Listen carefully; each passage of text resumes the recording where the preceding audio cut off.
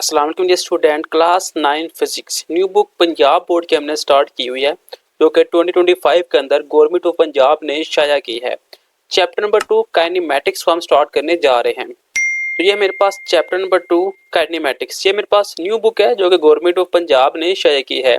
ये आपने अब से स्टार्ट करनी है पढ़नी 2025 के अंदर। जिन जिन स्टूडेंट ने एडमिशन लिया होगा क्लास 9 के अंदर वो यही किताब पढ़ेंगे। तो यहाँ से हम स्टार्ट करने जा रहे हैं मैकेनिक्स से। तो हम बाकायदा इसे हम रीड करेंगे, इसको हम समझेंगे, फिर हम देखेंगे इसमें क्वेश्चन कैसे बनकर आ सकते हैं और क्वेश्चन कैसे बन के आना है तो उनका जवाब आपने कितना कितना लिखना है वो भी हम बाकायदा इसके अंदर बात करने जा रहे हैं। सबसे पहले हम एक पैराग्राफ पढ़ेंगे, इसमें देखेंगे जो चीज़ें हमारे पास अहम है उसे हम हाईलाइट कर देंगे और फिर हम देखेंगे ये सवाल किस तरह बनकर आते हैं। सबसे पहले हम स्टार्ट करते हैं। Mechanics is the branch of physics. Mechanics physics की एक ऐसी ब्रांच है that deals with the motion of object, जो कि ऑब्जेक्ट में मोशन किस वजह से होती है and the force that it change, और क्यों होती है। यानी कि मैकेनिक्स फिजिक्स की ऐसी ब्रांच है जिसमें हम जो ऑब्जेक्ट जो है वो मोशन कर रहा है और उसके ऊपर कौन सी फोर्स लग रही है वो हम तमाम चीजें इसके अंदर पढ़ते हैं। कहता है generally mechanics is divide into two branches. कहता है दर हकीकत मैकेनिक्स की दो ब्रांचेस है, एक है काइनेमेटिक्स, एक है डायनामिक्स। काइनेमिक्स का क्या मतलब है? Kinematics is the study of motion of object without referring to force. Kinematics के अंदर हम स्टडी करते हैं मोशन के बारे में, लेकिन वो क्यों मोशन कर रही है, उसके ऊपर फोर्स क्यों लग रही है, उसके बारे में हम बात नहीं करते। तो आपके डायनामिक्स क्या है? Deals with force and their effect on the motion of object. Dynamics के अंदर हम बात करते हैं कि उसके ऊपर जो फोर्स लग रही है उससे असरात क्या होते हैं। जब हम फोर्स लगाते हैं क्या वो हरकत करती है या नहीं करती, अगर करती है तो किस तरफ करती है, इन तमाम चीज़ों के मतलब हम डायनामिक्स के अंदर पढ़ते हैं। तो सबसे पहले आपने मैकेनिक्स की डेफिनेशन की, वो आपने यहाँ से स्टार्ट करनी है और आपने यहाँ तक इसको मुकम्मल कर देनी है। ये आएगी डिफाइन मैकेनिक्स, फिर आएगा how many type of mechanics, फिर आपने बताना है there are two type of mechanics, kinematics and dynamics. तो काइनेमेटिक्स की डेफिनेशन पूछी जाए तो आपने यहाँ से स्टार्ट करनी है और यहाँ तक आपने इसको मुकम्मल कर देनी है। फिर बेटा आपने डायनामिक्स की डेफिनेशन करनी है, वो यहाँ से स्टार्ट होगी और यहाँ तक इसको आपने खत्म कर देना है। उसके बाद ये जो चीज़ें दी हुई है इसको हमने रीड नहीं करना, इसके अंदर कोई भी अहम चीज़ नहीं है। तो इनके हमने बाकायदा नोट्स भी बनाए हैं जहाँ पे बाकायदा सवाल और उसके नीचे जवाब लिखा हुआ है। तो ये है मेरे पास चैप्टर नंबर 2 काइनेमिक्स। सबसे पहले हमने डिफाइन मैकेनिक्स की, तो ये मेरे पास मैकेनिक्स यहाँ से लेकर यहाँ तक इसकी डेफिनेशन आ गई है। फिर हमने बोला how many type of mechanics, तो लिखा mechanics is divide into two branches, kinematics and dynamics. फिर आ जाएगा डिफाइन काइनेमिक्स, तो यहाँ पे काइनेमिक्स की डेफिनेशन आ गई। फिर डिफाइन डायनामिक्स, तो यहाँ पे डायनामिक्स की डेफिनेशन आ गई। अब हमने जो जो रीड किया उसकी हमने बाकायदा सवाल बुक के ऊपर भी निशान लगा दिए और लहदा से हमने नोट्स भी बना के रखे हुए हैं। अगर आपने बुक से निशान लगाने हैं तो आप सिंपल बुक से मार्क कर लें, या फिर आपको एक नंबर यहाँ पे मिल जाएगा, आप लोगों ने इस नंबर के ऊपर व्हाट्सअप करना है तो आपको इनके जो नोट्स है वो भी प्रोवाइड कर दिए जाएंगे। लेकिन शर्त यह है कि आपने जस्ट व्हाट्सएप पे कॉल मैसेज करना है, इसके ऊपर कोई कॉल या सिंपल सिम के ऊपर कोई कॉल ना आपकी अटेंड होगी ना आपको उसका रिप्लाई मिलेगा। तो आपने इसके ऊपर आपने बुरा नहीं मनाना, जस्ट आपने जो नंबर आपको सामने आ रहा है स्क्रीन के ऊपर आपने इसको व्हाट्सएप पे मैसेज कर देना है। सिर्फ आपने व्हाट्सएप मैसेज करना है तो आपको उसका रिप्लाई मिल जाएगा। कॉल सिंपल सिम पे या फिर व्हाट्सएप पे बिल्कुल उठाई नहीं जाएगी, तो आपने इसका माइंड नहीं करना। नेक्स्ट मेरे पास आ गया स्केलर एंड वेक्टर। तो यहाँ पे हम डेफिनेशन करेंगे सबसे पहले स्केलर की। A scalar is the physical quantity. Scalar एक फिजिकल क्वांटिटी है which can be described completely by its magnitude only, जो कि सिर्फ और सिर्फ मैग्नीट्यूड को डिस्क्राइब करेगी। यहाँ तक इसकी डेफिनेशन आ जाएगी। एग्जाम्पल है when we ask a shopkeeper to give us 5 kilogram of sugar। जब हम एक दुकानदार को कहते हैं कि हमें 5 किलो चीनी चाहिए, he can fully understand, तो वो जल्दी से समझ आता है कि how much quantity we want, के हमको कितनी क्वांटिटी चाहिए चीनी की। It is the magnitude of mass of a sugar, mass is the scalar quantity. तो मैग्नीट्यूड बता रही है हमें, जैसे कि ये 5 है, ये मैग्नीट्यूड हमें बता रही है शुगर चीनी की, और मास एक स्केलर क्वांटिटी है। यहाँ तक आपने सिर्फ करना है, आगे भी आप कर सकते हैं। सम एग्जांपल जिसके अंदर आ जाएगा distance, length, time, speed, energy and temperature, यानी कि जितनी भी चीजें जो मेजर की जा सकती है वो सारी स्केलर के अंदर आ जाएगी। नेक्स्ट आ जाएगा वेक्टर। तो a vector is that physical quantity which needs magnitude as well as direction to describe its completely। और वेक्टर क्या होता है, वेक्टर भी एक फिजिकल क्वांटिटी है, लेकिन यहाँ पे हमें मैग्नीट्यूड के साथ डायरेक्शन को भी बकायदा बताना पड़ता है। एग्जाम्पल है, the example of vector quantity are displacement, velocity, acceleration, weight, force, etc। यानी जितनी भी चीजें हैं, डिस्प्लेसमेंट हो गया, वेलोसिटी हो गया, एक्सेलरेशन हो गया, वेट हो गई, ये तमाम जो सी ये वेक्टर क्वांटिटी है। साथ में कहता है the velocity of a car moving 90 kilometre पर आवर्स, कि एक जो कार है जिसकी वेलोसिटी कितनी है 90 kilometre per our, 25 metre per second toward north, और वो 25 मीटर पर सेकंड के अंदर नॉर्थ की तरफ वो सफर कर रही है, can be represent by vector quantity. Velocity is a vector quantity because it has magnitude 25 metre per second and direction north toward. अब देखिए यहाँ पे हमें बकायदा बताया जा रहा है कि एक गाड़ी है जो कि 90 किलोमीटर पर आवर की स्पीड के साथ जा रही है, और कहाँ जा रही है, नॉर्थ की तरफ। यानी कि हमें बताया जा रहा है मैग्नीट्यूड कितनी है 90 किलोमीटर, और डायरेक्शन कितनी कौन सी है, नॉर्थ। तो हमें दो चीजें बताई जा रही है, तो ये मेरे पास एक वेक्टर क्वांटिटी आ जाएगी। अब देखिए हमने क्या रीड किया, स्केलर एंड वेक्टर। तो अभी हम इसके सवाल बकायदा नोट्स की शक्ल में भी देख लेते हैं। तो ये मेरे पास आ गया सवाल, differentiate between scalar and vectors. क्या आपने स्केलर और वेक्टर को डिस्क्राइब करना है। A scalar is a physical quantity which can be describe completely by its magnitude only. तो जो हमने बुक पे डेफिनेशन की वही हमारे पास डेफिनेशन यहाँ पे आ गई, और एग्जाम्पल भी मेरे पास वही आ गई है। नेक्स्ट मेरे पास वेक्टर की डेफिनेशन आ गई, और साथ में नीचे इसके वेक्टर की एग्जाम्पल भी आ गई है। देखिए सेम सेम काम चल रहा है।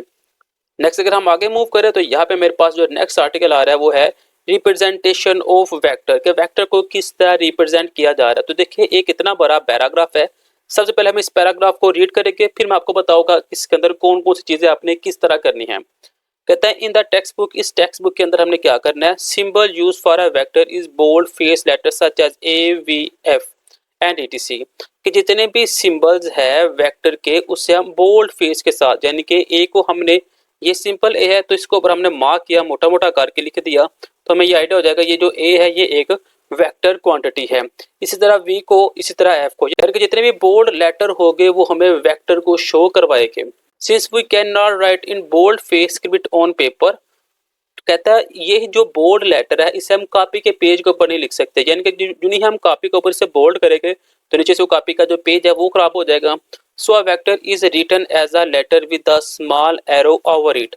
तो कहता है क्या होता है, हम कॉपी के ऊपर एक लेटर लिख के उसके ऊपर एरो का साइन दे देते हैं। जैसे कि देखो ए लिखा हुआ है, वी है, एफ है और डी है, इसके ऊपर एरो आ गया तो मीन्स के जो ए है ये एक वेक्टर क्वांटिटी है, वी भी एक वेक्टर क्वांटिटी है, एफ भी और डी भी, तो ये मेरे पास वेक्टर क्वांटिटी आ जाती है। फिर कहता है the magnitude of a vector is given by italic letter without arrow head, और जो मैग्नीट्यूड होता है उससे हम इटैलिक लेटर के अंदर लिखते हैं एरो हेड के बगैर। आगे vector can be represent graphically by drawing a straight line. कहता है अगर हम वेक्टर को ग्राफिकली रिप्रेजेंट करें तो हमारे पास एक स्ट्रेट लाइन होगी with N arrow head eight one head, जिसके एक तरफ एक एरो हेड होगा। The length of line represented by magnitude of vector quantity according to a suitable scale, while the direction of a arrow indicate the direction of the vector। कहता है वो जो line होगी, जैसे कि ये एक लाइन है, ये इसकी बकायदा कोई ना कोई रीडिंग होगी कि ये 1 सेंटीमीटर है, 2 सेंटीमीटर या 3 सेंटीमीटर है, तो ये रिप्रेजेंट किसको कर रही है, ये मैग्नीट्यूड को रिप्रेजेंट कर रही है। और अगर इसके आगे एरो लगा दिया जाए तो ये शो करेगा डायरेक्शन को, तो मीन्स कि ये कौन सी क्वांटिटी होगी, वेक्टर क्वांटिटी होगी। तो ग्राफ के जरिए हम वेक्टर क्वांटिटी को कुछ ऐसे ड्रॉ कर सकते हैं। अब हमने रीड कर लिया वह है आधा पैरा। अब आधे पैराग्राफ के अंदर सवाल जो जो बनते हैं पहले हम उनको देख लेते हैं। तो देखिए जो पहला सवाल बनेगा वो होगा how to symbol use for a vector. Vector के अंदर सिंबल को कैसे इस्तेमाल किया जाता है। तो यहाँ पे निशान लगा हुआ है सिंबल से, यहाँ से आपने स्टार्ट करना है और ये जो डी लिखा हुआ है जिसके ऊपर एरो है यहाँ तक आपने इसे खत्म कर देना है। फिर सवाल बनेगा write graphically method to represent a vector. Vector को रिप्रेजेंट करने के लिए ग्राफ का मेथड जो सा उसे बताए। तो अब वेक्टर कैन बी रिप्रेजेंट से स्टार्ट होगा और यहाँ पे इसका जो आंसर है वो मुकम्मल हो जाएगा। देखिए इतने से पैराग्राफ के अंदर आपके दो सवाल किस तरह बन के आते हैं वो हमने आपको बता दिया है। जो हम नीचे आते हैं तो यहाँ पे लिखा हुआ है to represent the direction two mutually perpendicular lines are required, कि अगर आपने डायरेक्शन को रिप्रेजेंट करना हो तो आपको दो म्यूचुअली परपेंडिकुलर लाइंस आपको चाहिए। तो मैं ये स्टार्ट करने से पहले आपको बता दूं यहाँ पे जो सवाल बन रहा है वो है how to represent the direction, कि आप डायरेक्शन को कैसे रिप्रेजेंट करते हैं। तो इसका जवाब जो है वो यहाँ से स्टार्ट हो जाएगा। कहता है we can draw one line to represent east west direction and the other line to represent north south direction as show in figure. ये जो आपको फिगर नजर आ रहा है, कहता है एक लाइन हमने ये ड्रॉ कर दी जिसके एक तरफ ईस्ट आ गया, एक तरफ वेस्ट आ गया। फिर एक लाइन हमने ऊपर नीचे ड्रॉ कर दी जिसमें एक तरफ नॉर्थ आ गया, दूसरी तरफ साउथ आ गया। कहता है the direction of a vector can be given with respect to these line. कहता है जो वेक्टर हम ड्रॉ करेंगे वो इन्हीं दो लाइनों के, दोनों लाइनों के दरमियान से या इसको मद्देनजर रख के हम ड्रॉ करेंगे। कहता है मोस्टली वो यूज एनी टू लाइंस, कहता है ज्यादातर हम दो लाइनों को इस्तेमाल करते हैं which are perpendicular to each other, जो एक दूसरे के परपेंडिकुलर होते हैं। Horizontal line X X prime is called X axis. ये जो लाइन है, ये जो लाइन डब्ल्यू और यानी वेस्ट और ईस्ट वाली, इसे हम कहते हैं X axis. And vertical line is called Y axis. और ये जो ऊपर नॉर्थ और साउथ वाली लाइन है इसे हम कहते हैं Y axis. The point where these axis meet is known as origin. और जहां पे ये दोनों पॉइंट मिल रहे हैं, ये जो ओ वाला पॉइंट है इसे हम कहते हैं origin. The origin is usually denoted by O. ये ओरिजिन को हम ज्यादातर ओ को हम शो करते हैं, ओ से शो करते हैं। These axis are also called parallel axis. यहाँ तक आपने इसको मुकम्मल करना है। ये मेरे पास इसका भी आंसर आ गया। अब रिप्रेजेंटेशन ऑफ वेक्टर के जो नोट्स हमने बनाए हैं उसे हम देख लेते हैं। तो यहाँ से मेरे पास सवाल हो गया start how to symbol use for a vector. तो ये इसका यहाँ से लेकर यहाँ तक इसका जवाब आ गया। नेक्स्ट आ गया write graphically method to represent a vector. तो यहाँ से हम इसको स्टार्ट करेंगे और इसका जो आंसर है वो हम यहाँ तक इसको मुकम्मल कर देंगे। फिर मेरे पास आ गया how to represent the direction के, डायरेक्शन को कैसे हम रिप्रेजेंट करते हैं। तो उसका जो आंसर है वो आपके पास यहाँ तक आ जाता है। तो नेक्स्ट में हम देखते हैं, तो यहाँ पे मेरे पास एग्जाम्पल एक आ गया है 2.1। पहले हम एग्जाम्पल को देख लेते हैं। कहता है ड्रॉ द वेलोसिटी v। आपने v वेलोसिटी ड्रॉ करनी है a velocity of 300 metre per second. जबकि वो जो वेलोसिटी क्या होगी 300 मीटर पर सेकंड होगी और उसके साथ एक एंगल होगा 60 डिग्री का to the east of north, जो कि ईस्ट और नॉर्थ के दरमियान होगा। सोल्यूशन आपने बताना है draw two mutually perpendicular lines north south east west. यहाँ पे डेफिनेशन देखते हैं, डायग्राम देखते थे। यहाँ पे सबसे पहले हमने कहा कि हम दो लाइनें ड्रॉ करने लगे हैं, एक ये वाली लाइन, एक ये वाली लाइन। ठीक है, एक तरफ हमने लिख दिया वेस्ट, एक तरफ हमने लिख दिया ईस्ट, एक तरफ हमने नॉर्थ तो दूसरी तरफ हमने साउथ लिख दिया। अब सिलेक्ट अ सूटेबल स्केल। कहता है फिर हमने एक स्केल हमने सिलेक्ट किया। If 100 metre per second is equal 1 centimetre, कि अगर 100 मीटर पर सेकंड है तो उसे हमने 1 सेंटीमीटर कह दिया। 300 है तो उसे हमने 3 सेंटीमीटर कह दिया। कहता है draw 3 centimetre line OP at an angle of 60 degree. अब सबसे पहले हमने 60 डिग्री हमने एंगल बनाना है, किसके ऊपर, ओरिजिन के ऊपर। तो ये देखिए 60 डिग्री एंगल रखा है। अब हमने एंगल किस जगह पे रखना था, नॉर्थ और ईस्ट की तरफ। ये देखिए इसके दरमियान दरमियान एंगल रखना है हमने, इस तरफ ड्रॉ नहीं करना, हमने इस तरफ ड्रॉ करना था। तो हमने 60 डिग्री एंगल ड्रॉ कर दिया। फिर हमने क्या किया 3 सेंटीमीटर वहाँ पे मेजर किया, यानी कि आपने अपना प्रकार लेके यहाँ पे रख के यहाँ पे देखना तो वो 3 सेंटीमीटर कुछ यहाँ पे आ रहा था, यहाँ पे आपने डॉट लगा दिया।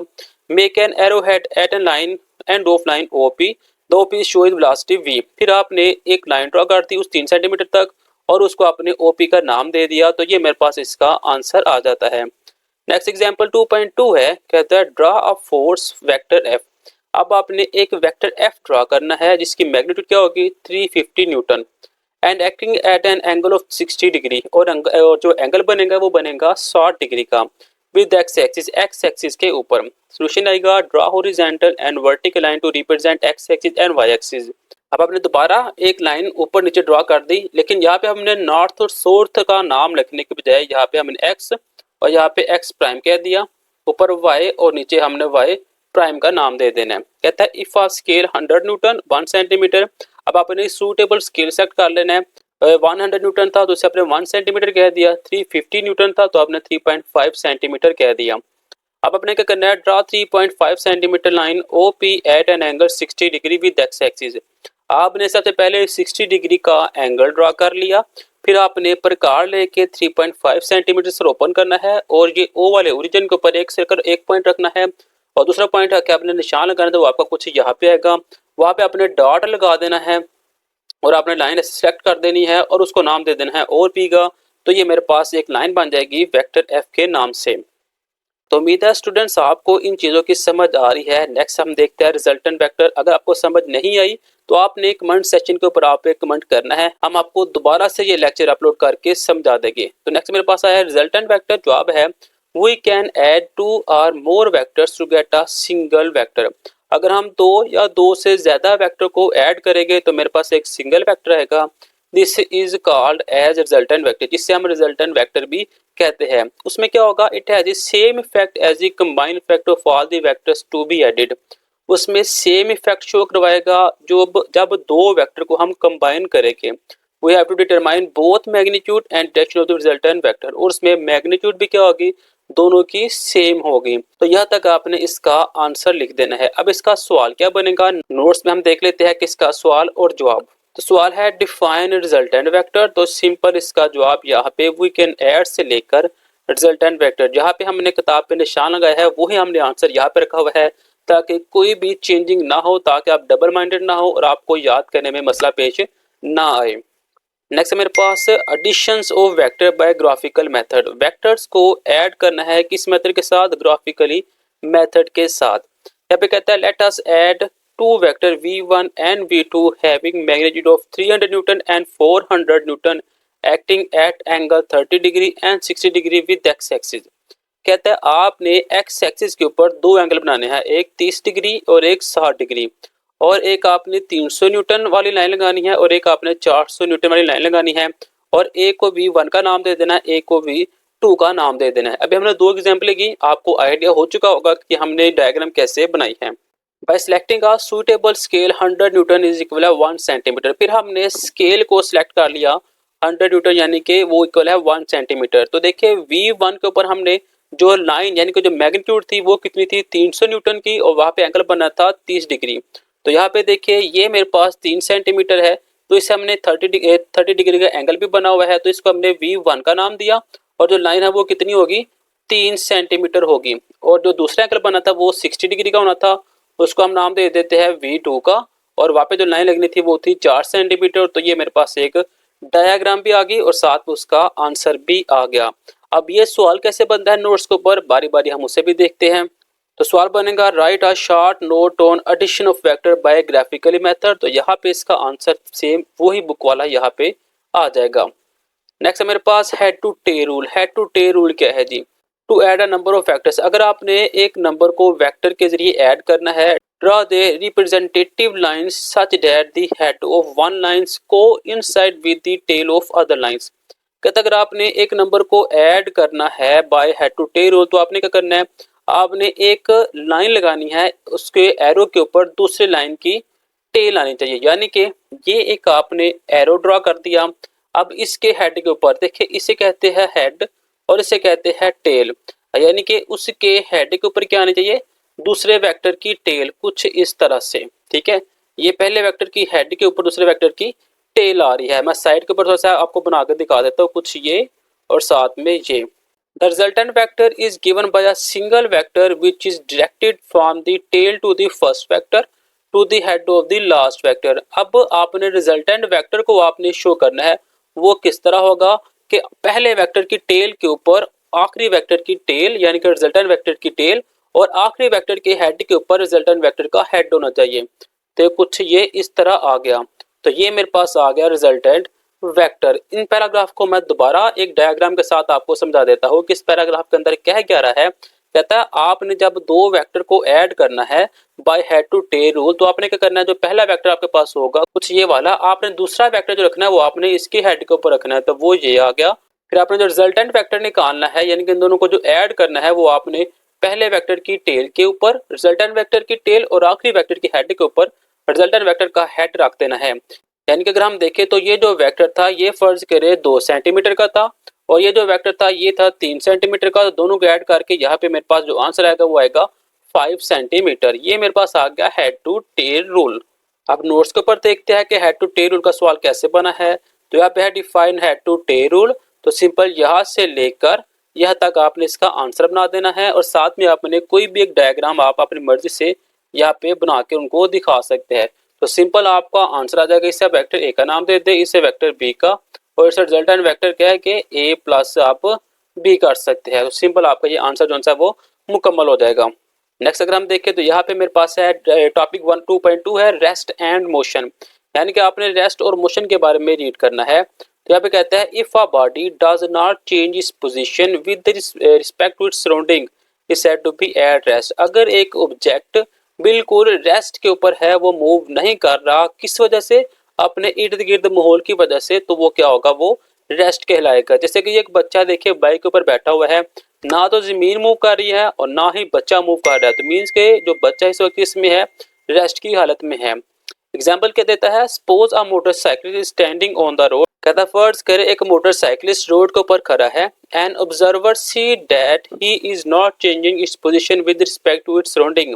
वो एक ऑब्जर्वर वो दूर से इसे देख रहा है कि वो जो मोटरसाइकिल वाला आदमी है वो अपनी पोजीशन चेंज नहीं कर रहा, तो उस आदमी के लिहाज से वो जो बच्चा है, वो जो बाइक के ऊपर खड़ा है, वो क्या होगा, वो रेस्ट की हालत में होगा। नेक्स्ट मेरे पास एक सवाल बना है, what does motion mean, motion का क्या मतलब है। कहता है while the motorcyclist is driving the observer will notice that he is continuously changing its position with respect to surrounding, then the observer will say that motorcyclist is in motion. कहता है अगर एक बच्चा मोटरसाइकिल के ऊपर drive कर रहा है और एक ऑब्जर्वर उसे देख रहा है, वो बच्चा कभी लेफ्ट जा रहा है कभी राइट जा रहा है, तो उस ऑब्जर्वर के लिहाज से वो जो बच्चा है वो किस में है, मोशन की हालत में है। तो उसका जवाब आप ये भी लिख सकते हैं, if a body continuously change its position with respect to its surrounding is said to be in motion.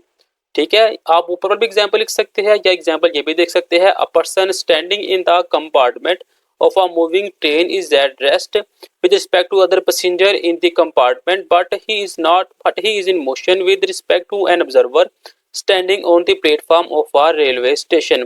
ये वाली भी आप एग्जांपल लिख सकते हैं। अब आप नोट्स के ऊपर देखते हैं कि ये सवाल किस तरह बन के आ सकता है।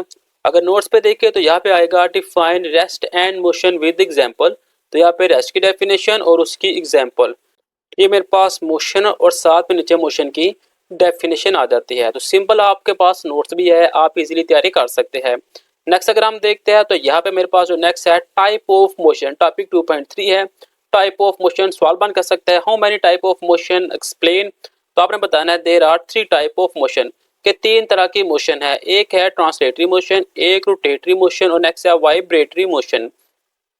तो सबसे पहले ट्रांसलेटरी मोशन को अगर हम देखते हैं, if the motion of body is such that every particle of the body move with uniformly in the same direction it is called translatory motion. कहता है एक ऐसी बॉडी जिसमें तमाम अजसाम एक ही तरफ मूव कर रहे हैं, उसे हम कहते हैं ट्रांसलेटरी मोशन। एग्जाम्पल कहता है the motion of a train और कार इज ट्रांसलेटरी मोशन। जैसे कि ये ट्रेन है, ये बिल्कुल सीधी मूव कर रही है, इसके अंदर जितने भी इंसान है, जितने भी ऑब्जेक्ट है, सारे सीधे मूव कर रहे हैं, तो मीन्स के ये ट्रांसलेटरी मोशन में है।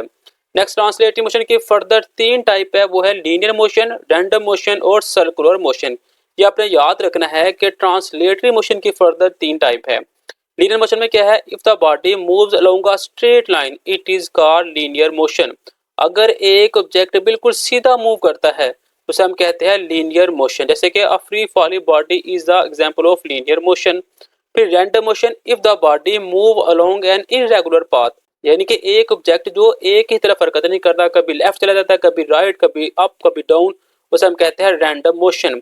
और यहाँ पे डेफिनेट एग्जांपल दी हुई है द मोशन ऑफ बीज, जैसे कि मक्खियों की जो मोशन है वो एक तरफ नहीं होती, कभी लेफ्ट राइट वो घूमती रहती है। फिर है circular motion, the motion of body along in a circular path. एक ऑब्जेक्ट जो सर्कल पाथ में मूव करता है उसे हम कहते हैं सर्कुलर मोशन। और इसकी एग्जांपल है कि a Ferris wheel is also an example of a circular motion. जैसे कि ये झूला है, ये बिल्कुल गोल घूमता है, तो इसे हम सर्कुलर मोशन कहते हैं। नेक्स्ट मेरे पास जो मोशन की टाइप है सेकंड, वो है रोटेटरी मोशन। कहता है if each point of a body moves around a fix point the motion of this body is called rotatory motion. अगर ऑब्जेक्ट एक फिक्स पॉइंट के गिर्द घूमता है तो उसे हम कहते हैं रोटेटरी मोशन। एग्जांपल दी हुई है the motion of an electric fan. जैसे कि ये एक पंखा है, सिर्फ एक ही ऑब्जेक्ट, ये जो पॉइंट है एक्सिस, इसके गिर्द घूमता है, इसे हम कहते हैं रोटेटरी मोशन। फिर आएगा vibratory motion, when a body repeats its to and fro motion about a fix position the motion is called vibratory motion. एक ऑब्जेक्ट जो कि एक ही पॉइंट के गिर्द आगे और पीछे मूव करता है, इसे हम कहते हैं वाइब्रेटरी मोशन। एग्जाम्पल है the motion of a swing in a children park is vibratory motion. जैसे कि ये बच्चा मूव कर रहा है, ये क्या करेगा, सिर्फ आगे जाएगा और पीछे जाएगा, और ऊपर 2 पॉइंट के ऊपर ये फिक्स है, इसे हम कहते हैं वाइब्रेटरी मोशन। अब ये सवाल नोट्स की सूरत में कैसा है उसे हम देखते हैं। तो नोट्स में यहाँ पे देखिए हो मेनी टाइप ऑफ मोशन, तो सबसे पहले आपने 3 टाइप ऑफ मोशन की लिख देनी है। फिर आपने पहले टाइप का करना है, उसकी डेफिनेशन लिखनी है और एग्जाम्पल लिखनी है। फिर आपने बताना है कि इसकी फर्दर 3 टाइप है, तो हर एक डेफिनेशन लिखनी है, साथ में एग्जाम्पल, डेफिनेशन और फिर एग्जाम्पल, फिर डेफिनेशन, फिर एग्जाम्पल। फिर सेकंड टाइप आ जाएगी डेफिनेशन विद एग्जाम्पल, फिर थर्ड टाइप आएगी डेफिनेशन विद एग्जाम्पल। तो यहाँ पे इसका जो आंसर है वो मुकम्मल हो जाएगा। जो टॉपिक है 2.4 डिस्टेंस एंड डिस्प्लेसमेंट, इसे हम देखेंगे नेक्स्ट वीडियो में। अभी दे इजाजत, मिलते हैं नेक्स्ट वीडियो में, तब तक के लिए इजाजत, अल्लाह हाफिज।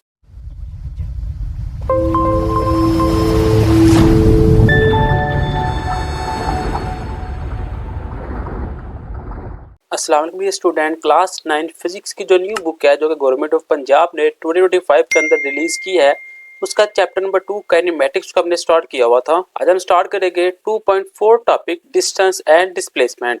टॉपिक 2.1, 2.2 और 2.3 की वीडियो का लिंक आपको इसी वीडियो के डिस्क्रिप्शन में मिल जाएगा। तो सबसे पहले मेरे पास डेफिनेशन बनती है डिफाइन डिस्टेंस। तो डिस्टेंस आ जाएगा, the distance is the length of actual path of the motion. किसी भी ऑब्जेक्ट का जो एक्चुअल पॉइंट होता है उसे हम डिस्टेंस कहते हैं। एक एग्जांपल के साथ आपको ये डेफिनेशन क्लियर हो जाएगी। Let a person by travelling from Lahore to Multan in a car. कहता फर्ज करे एक आदमी लाहौर से मुल्तान जा रहा है एक गाड़ी के अंदर।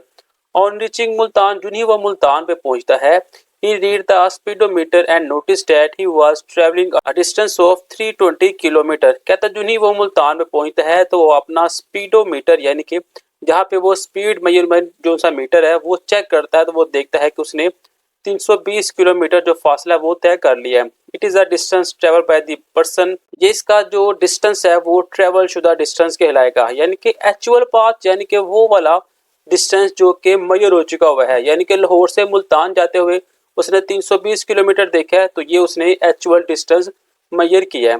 नेक्स्ट डिस्प्लेसमेंट है, the displacement of an object is a vector quantity. जो डिस्प्लेसमेंट है किसी भी ऑब्जेक्ट का वो एक वेक्टर क्वांटिटी होता है, whose magnitude is the shorter distance between the initial and final position of the motion. जो कि मैग्नीट्यूड के लिहाज से कम डिस्टेंस होता है इनिशियल और फाइनल पॉइंट्स के दरमियान। And its direction its from initial position to final position. और इसकी जो पोजीशन होती है वो इनिशियल पोजीशन से फाइनल की तरफ होती है। इसकी भी एग्जांपल के साथ आपको डेफिनेशन क्लियर समझ आ जाएगी। कहता है suppose a car travel from position A to B. कहता फर्ज करे एक गाड़ी पोजीशन ए से पोजीशन बी की तरफ मूव कर रही है। The curve line is actual path. कहता है ये जो कर्व लाइन है, ये जो टेढ़ी मेरी लाइन है, ये जो वे इसका एक्चुअल पाथ है, यानी कि ये डिस्टेंस है। The total distance covered by the car will be equal to the length of the curved line AB। जो टोटल डिस्टेंस कर्व लाइन के साथ उसने तय किया है वो A टू B किया है, ये डिस्टेंस कहलाता है जो कि कर्व पाथ है, जो एक्चुअल पाथ है। The displacement D is straight line AB curve from A to B as indicated by the arrow head। और ये दो एरो हेड के साथ बिल्कुल सीधी लाइन है, ये इसका डिस्प्लेसमेंट कहलाता है। सादा लफ्जों के अंदर ये समझ रहे, एक जो फासला अगर वो 320 किलोमीटर उसने तय किया है वो उसने गली के अंदर बाहर जा करके उसने तय किया है, और एक जो फासला है उसने प्लेन के जरिए बिल्कुल पॉइंट ए से पॉइंट 2 तक चला गया, कोई उसने गली के अंदर नहीं डाला, कोई इधर उधर नहीं किया, बिल्कुल सीधा चला गया, तो वो उसका डिस्प्लेसमेंट कहलाएगा। तो टॉपिक 2.4 के अंदर जस्ट आपके पास डिस्टेंस और डिस्प्लेसमेंट थी, तो हम डिस्टेंस और डिस्प्लेसमेंट को देख चुके हुए हैं। अब हम नोट्स के ऊपर देख लेते हैं कि ये जो डेफिनेशन है ये कैसे बनकर आ सकती है। तो नोट्स पे देखो तो यहाँ पे लिखा हुआ है differentiate between distance and displacement. तो आपने क्या करना है, सबसे पहले डिस्टेंस की डेफिनेशन लिख देनी है, फिर आपने एग्जाम्पल दे देनी है।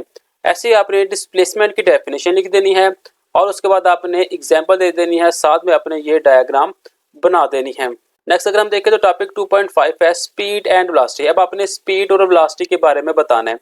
तो सबसे पहले हम स्पीड की डेफिनेशन देख लेते हैं। कहता है the distance cover in unit time which is known as speed. जो डिस्टेंस कवर हुआ है कितने टाइम में हुआ है वो स्पीड कहलाएगी। If a body cover a distance s, कहता है अगर फर्ज करे एक बॉडी एस डिस्टेंस कवर करती है इन टाइम टी टाइम के अंदर, तो स्पीड वी के साथ हम शो करेंगे, तो जो फार्मूला बनेगा वो है स्पीड इज इक्वल है डिस्टेंस पर unit time, v is equal है एस ओवर टी, और s यहाँ पे रहेगा, t यहाँ पे आकर मल्टीप्लाई हो जाएगा, तो s इज इक्वल है वी टी, इसका फॉर्मूला बन जाएगा। नेक्स्ट मेरे पास कहा जा रहा है the speed is a scalar quantity. Speed जो है वो एक स्केलर क्वांटिटी है। The S unit of speed is metre per second और किलोमीटर पर आवर। अब ये मीटर पर सेकंड यूनिट हम कैसे निकालते हैं, अगर हम इस हिस्से को देखें तो यहाँ पे देखिए ये पहले लिखा हुआ है एस, एस शो करता है डिस्टेंस को। डिस्टेंस मीन्स कि आपने क्या डिस्टेंस कवर किया है। अगर आपसे पूछा जाए तो आप कहेंगे कि मैंने 2 metre, 3 metre, 4 metre distance cover किया है, तो मीटर क्या आ गया, वो यूनिट आ गया, ठीक है। उसकी जगह पे हमने एस की जगह पे एम लगा दिया। अब टाइम किस में हम कवर करते हैं, टाइम हम जब भी देखते हैं हम सेकंड के अंदर देखते हैं कि 2 सेकंड 3 सेकंड टाइम आगे पीछे हो गए, तो यहाँ पे सेकंड का एस आ जाएगा। वैसे हम मिनट के अंदर देखते हैं लेकिन हम शॉर्टेस्ट यूनिट देखते तो वो सेकंड है। जो नहीं, ये जो एस है ये ऊपर जाएगा तो क्या हो जाएगा, ये बन जाएगा मीटर और साथ में पर सेकंड। ये इसका फार्मूला यानी कि यूनिट जो है वो बन जाता है। और किलोमीटर पर आवर कैसे बनता है, अगर हम डिस्टेंस को कवर करें पर यूनिट के अंदर कि हमने 2 किलोमीटर 3 किलोमीटर डिस्टेंस कवर किया है, तो एम की जगह पे क्या आ जाएगा के एम यानी कि किलो और साथ में मीटर। ऐसे अगर हम टाइम को देखें कि हमने 1 घंटा 2 घंटा 12 यूनिट अगर हम देखें तो यहाँ पे एस की जगह पे आ जाएगा एच, तो एच ऊपर जाएगा तो ये बन जाएगा किलोमीटर पर आवर। उम्मीद है बेटा आपको ये चीज़ों की समझ आ रही है। नेक्स्ट मेरे पास डेफिनेशन आ जाती है इंस्टेनियस स्पीड की। कहता है it is obvious that speed of a wheel does not remain constant through out the journey. कहता है ये बात जाहिर सी है कि एक जर्नी के अंदर स्पीड कांस्टेंट नहीं रहती, कभी तेज कभी कम होती रहती है। If the reading of the speedometer of the wheel is observe, अगर आप स्पीडोमीटर की रीडिंग को ऑब्जर्व करें, इट इज ऑलवेज चेंजिंग, तो ये हमेशा चेंज होती रहती है। The speed of a wheel that is show by its speedometer at an instance is called instantaneous speed. जो स्पीड आपको गाड़ी की शो करवाता है स्पीडोमीटर, उसे हम कहते हैं इंस्टेनियस स्पीड। नेक्स्ट मेरे पास एवरेज स्पीड भी हम कह सकते हैं। Partially we make use the average speed. Average speed हम कैसे निकालते हैं, वह टोटल डिस्टेंस जितना आपने कवर किया है और टोटल टाइम दोनों को डिवाइड कर दें तो आपके पास जो एवरेज स्पीड है वो निकल आएगी। आगे हम एग्जांपल 2.3 को देखते हैं। An eagle dive to the ground along 300 metre path with an average speed of 60 metre per second. How long does it take to cover this distance. कहता है एक अकाब है, उसने 300 मीटर डिस्टेंस कवर किया है जबकि एवरेज स्पीड क्या थी, वो है 60 मीटर पर सेकंड। आपने निकाल देना है it take cover its distance, उसने कितने टाइम के अंदर उसने जो डिस्टेंस है वो कवर किया है। तो सबसे पहले मेरे पास टोटल डिस्टेंस कितना आ गया, वो आ गया 300 मीटर। एवरेज स्पीड कितनी थी, वो है 60 मीटर। टाइम क्या है, वो टी। तो फार्मूला है वी एवरेज इज इक्वल है एस ओवर टी। टी इस तरफ आ जाएगा, वी नीचे आ जाएगा, तो एस को ऊपर रखेंगे वी को नीचे रखेंगे, डिवाइड करेंगे तो 5 सेकंड जो है उसका आंसर आ जाता है। नेक्स्ट अगर हम वेलोसिटी को देखें, वेलोसिटी की डेफिनेशन है the net displacement bye a body in unit time. अब डिस्प्लेसमेंट पर यूनिट टाइम जो है वो वेलोसिटी कहलाता है। छोटी सी एग्जांपल देखिए, कहता है if a body move from point A to B along a curve path. अगर एक बॉडी ए से बी की तरफ जाती है कर्व पाथ के जरिए, तो डिस्प्लेसमेंट की क्या होगा, डिस्प्लेसमेंट पर यूनिट टाइम। डिस्प्लेसमेंट को डी से और टाइम को टी से आप शो करते हैं। वेलोसिटी एक वेक्टर क्वांटिटी है जिसका यूनिट क्या है, मीटर पर सेकंड और किलोमीटर पर आवर, जो कि स्पीड का यूनिट था। सेम यूनिट जो है वो वेलोसिटी का होता है। नेक्स्ट मेरे पास वेलोसिटी देती है यूनिफॉर्म और non uniform velocity. Uniform velocity क्या होती है, कहता था velocity is said to be uniform. एक वेलोसिटी यूनिफॉर्म वेलोसिटी कहलाती है इफ अगर the speed and direction of a moving body does not change, अगर उसकी स्पीड और बॉडी चेंज ना हो। इफ द स्पीड और direction are both of them change, अगर स्पीड और डायरेक्शन चेंज होती जाए तो वो कौन सी वेलोसिटी कहलाएगी, वो नॉन यूनिफॉर्म वेलोसिटी या फिर वेरिएबल वेलोसिटी कहलाएगी। अब सबसे पहले हम नॉन यूनिफॉर्म वेलोसिटी की डेफिनेशन देखते हैं। तो कहते हैं a wheel does not move in straight line, एक गाड़ी बिल्कुल सीधी मूव नहीं कर रही किसी भी सफर में through it's journey. It change its speed और इट्स डायरेक्शन फ्रिक्वेंटली, वो कभी ना कभी अपनी स्पीड को और अपनी डायरेक्शन को चेंज लाजमी करेगी। इसे हम कहते हैं नॉन यूनिफॉर्म वेलोसिटी की एग्जांपल। और यूनिफॉर्म वेलोसिटी की एग्जांपल जो आपने देनी है वो है a body moving with uniform velocity. एक बॉडी यूनिफॉर्म वेलोसिटी के अंदर मूव करेगी is the downward motion of a paratrooper. अगर एक पैराट्रूपर बिल्कुल सीधा नीचे की तरफ मूव करता है तो एग्जांपल होगी वो आ जाएगी यूनिफॉर्म वेलोसिटी की। आगे मेरे पास टॉपिक 2.6 स्टार्ट हो रहा है, लेकिन 2.6 स्टार्ट होने से पहले हम ऊपर 2 से 3 चीजें और देखनी है, फिर हम 2.6 टॉपिक की तरफ चले जाएंगे। सबसे पहले हम 2.5 टॉपिक में देखें तो स्पीड और वेलोसिटी था। सबसे पहले हम देख लेते हैं इसमें सवाल कौन से बनते हैं, फिर जो साइडों के ऊपर सवाल बने हुए ब्लॉक है इसे हम एक दफा रीड कर लेंगे। तो यहाँ पे देखें तो define speed and velocity with formula and unit, ऐसे सवाल बनेंगे आपके पास। सबसे पहले अपने स्पीड की डेफिनेशन लिख देनी है। ये मेरे पास इसका फार्मूला आ गया और यहाँ पे इसका यूनिट आ गया। फिर इसी के अंदर आपके पास इंस्टेंटेनियस स्पीड की डेफिनेशन आ जाएगी, वो आपने लिख देनी है। फिर आपने फार्मूला लिखना है how to find average speed, कि आप एवरेज स्पीड को कैसे निकाल सकते हैं, वो भी आपके साथ आ गया। ये नीचे इसका फार्मूला आ चुका हुआ है। उसके नीचे वेलोसिटी की डेफिनेशन है, ये इसकी एग्जांपल आ चुकी हुई है, यानी कि फार्मूला, और यहाँ पे इसका नीचे यूनिट भी आ चुका हुआ है। उसके बाद यूनिफॉर्म और नॉन यूनिफॉर्म वेलोसिटी देखें तो यहाँ पे यूनिफॉर्म वेलोसिटी की डेफिनेशन ये एग्जांपल, और नॉन यूनिफॉर्म वेलोसिटी की ये डेफिनेशन है, और यहाँ पे इसकी ये एग्जांपल आ चुकी हुई है।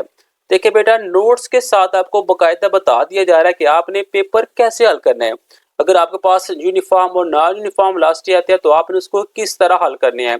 अगर आपको ये नोट्स चाहिए तो आपको जो नीचे व्हाट्सएप का नंबर मिल रहा है, आपने यहाँ पे जाके SMS कर देना, यानी कि व्हाट्सएप पे आपने कमेंट कर देना है, आपको उसके नोट्स प्रोवाइड कर दी जाएगी। लेकिन ये बात याद रखिएगा, ये जो नोट्स हो गए ये पेड नोट्स हो गए, इसकी कोई ज़्यादा चार्जेस नहीं होगी इसके, और ये फ्री नहीं है, ये मैं आपको पहले बता दूं। लिहाजा आपने जब कमेंट करना है तो आपको उसी के मुताबिक आपको इसका रिप्लाई मिलेगा, कोई आपसे बहस नहीं की जाएगी। अगर आप अपने चार्जेस जमा करवाएंगे तो आपको ये जो नोट्स है ये PDF फॉर्म के अंदर आपको मिल जाएंगे। तो नेक्स्ट हम देखे हैं यहाँ पे ब्रेन टीजर है, कहता है the car while moving on a circular road, एक जो कार गाड़ी है वो सर्कुलर रोड के ऊपर मूव कर रही है, मे हैव कांस्टेंट स्पीड, कहता है कह सकते हो किसकी स्पीड जो है कांस्टेंट है, but velocity is changing at every instant, जो नहीं वो मूव करते हैं तो उसकी वेलोसिटी कहता है ये चेंज हो सकती है, कहता है व्हाई, तो जवाब है the car velocity is changing at every instantaneous because although its speed magnitude of velocity remain constant the direction is continuously changing as it move along the circular road. ये आपने इसका आंसर लिख देना है। और यहाँ पे अगर हम देखें तो यहाँ पे कहा जा रहा है द फास्टेस्ट लैंड मैमल चीता and the fastest fish sailfish have the same highest record speed of 110 kilometre per our, कहता है ये जो चीता है और ये जो फिश है इन दोनों की जो स्पीड है वो 110 किलोमीटर पर आवर है। अब ये MCQs के अंदर सवाल आ सकते हैं, आपने इसको देख लेने हैं। यहाँ पे कहता है माउंट्स एसटी हैनर्स इरप्टेड इन 1980, के एसटी हैनर्स में जो धमाका हुआ था वो 1980 में हुआ था। Kissing rocks to the travel at velocity up to 400 kilometre per our, और उसकी जो वेलोसिटी थी सफर तय करने की वो 400 किलोमीटर पर आवर थी। बेटा ये MCQs आप लोगों ने लाजमी तैयार करने हैं, ये MCQs जो सा पेपर में आ सकते हैं। नेक्स्ट मेरे पास एक्सेलरेशन आ जाएगा। सबसे पहले एक्सेलरेशन की हम डेफिनेशन देखेंगे। Acceleration is defined as time rate of change of velocity, velocity per unit time जो सा वो एक्सेलरेशन कहलाता है। तो एक्सेलरेशन की डेफिनेशन करने के बाद आपने इसका फार्मूला भी लिखना है। तो फार्मूला क्या होगा, वो आ जाएगा एक्सेलरेशन का ए वो इक्वल होगा वेलोसिटी v के डिवाइडेड बाय टाइम t के, ये इसका फार्मूला हो जाएगा। नेक्स्ट है the change in velocity can occur in magnitude और direction are both of them, जो वेलोसिटी है वो चेंज हो सकती है, मैग्नीट्यूड भी और डायरेक्शन दोनों भी हो सकती है। The acceleration is positive, acceleration positive कब होगा, if the velocity is increase, जब वेलोसिटी क्या होगी इंक्रीज होगी, और नेगेटिव कब होगी जब वेलोसिटी डिक्रीज होगी। नेगेटिव एक्सेलरेशन को हम डिसेलरेशन या फिर रिटार्डेशन भी कहते हैं। ये सवाल भी बन के आता है डिफाइन डिसेलरेशन और रिटार्डेशन, तो आपने उसकी डेफिनेशन करनी है। यहाँ पे इसका फार्मूला आ गया average acceleration is equal change in velocity per unit time, तो चेंज इन वेलोसिटी का आ जाएगा VF माइनस VI और टाइम टेकन का T आ जाएगा।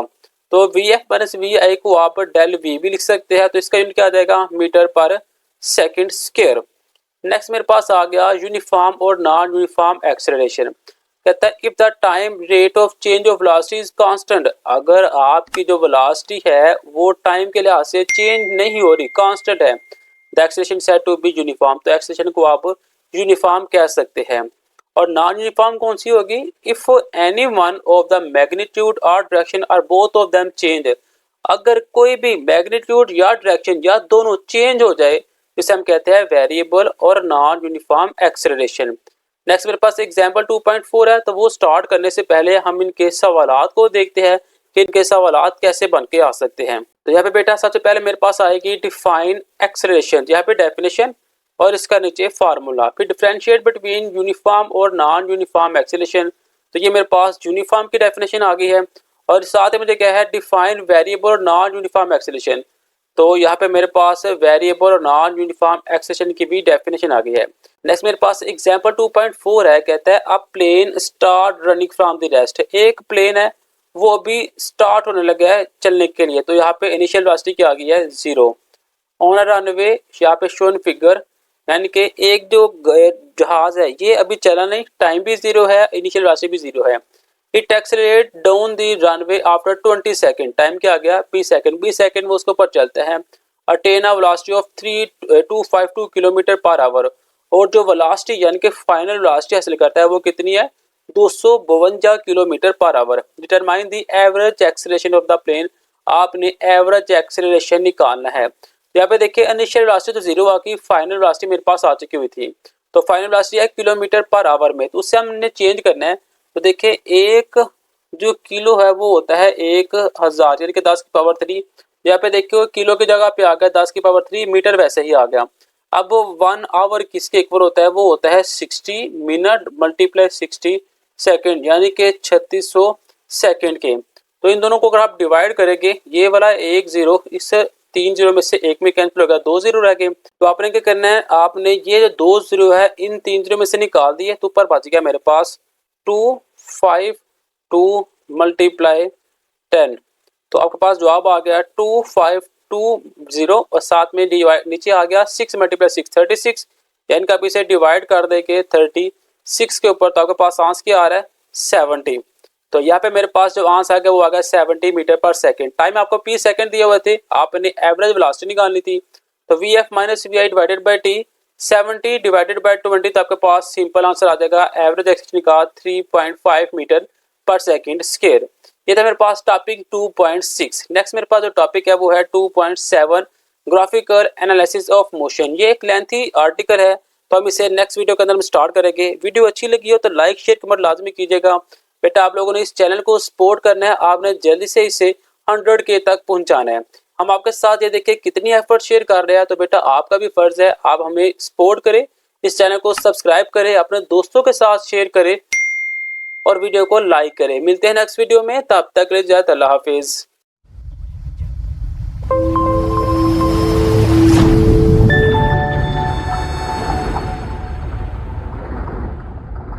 अस्सलाम वालेकुम dear student, class 9 physics new book Punjab board 2025 को हमने स्टार्ट किया हुआ था। चैप्टर नंबर 2 हमने स्टार्ट किया था काइनेमैटिक्स, जिसका हम बात करेंगे topic 2.7 graphical analysis of motion. इस टॉपिक के अंदर बात करने जा रहा है कि ग्राफ क्या होता है, डिफाइन करेंगे हम ग्राफ को। फिर हम बात करेंगे इंडिपेंडेंट एंड डिपेंडेंट वेरिएबल क्या चीज़ें होती हैं। फिर डिस्टेंस टाइम ग्राफ को हम देखेंगे, जिसके अंदर हम देखेंगे uniform speed. Straight line graph अगर हम देखेंगे, फिर हम graph line is curve upward देखेंगे, graph line is curve downward, फिर देखेंगे ग्राफ लाइन इज हॉरिजॉन्टल। तो ये है मेरे पास 2.7 topic graphical analysis of motion.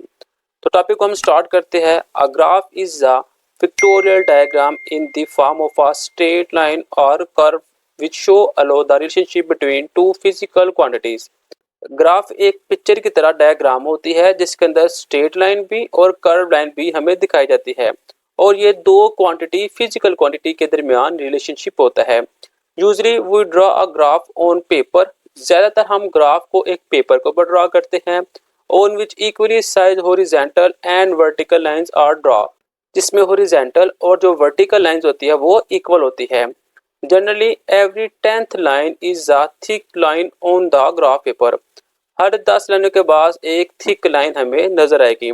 यहाँ पे देखिए मेरे पास एक ग्राफ पेपर है, यहाँ पे देखिए एक लाइन बिल्कुल सीधा आ रही है जिसे हमने y एक्सिस का नाम दिया होता है।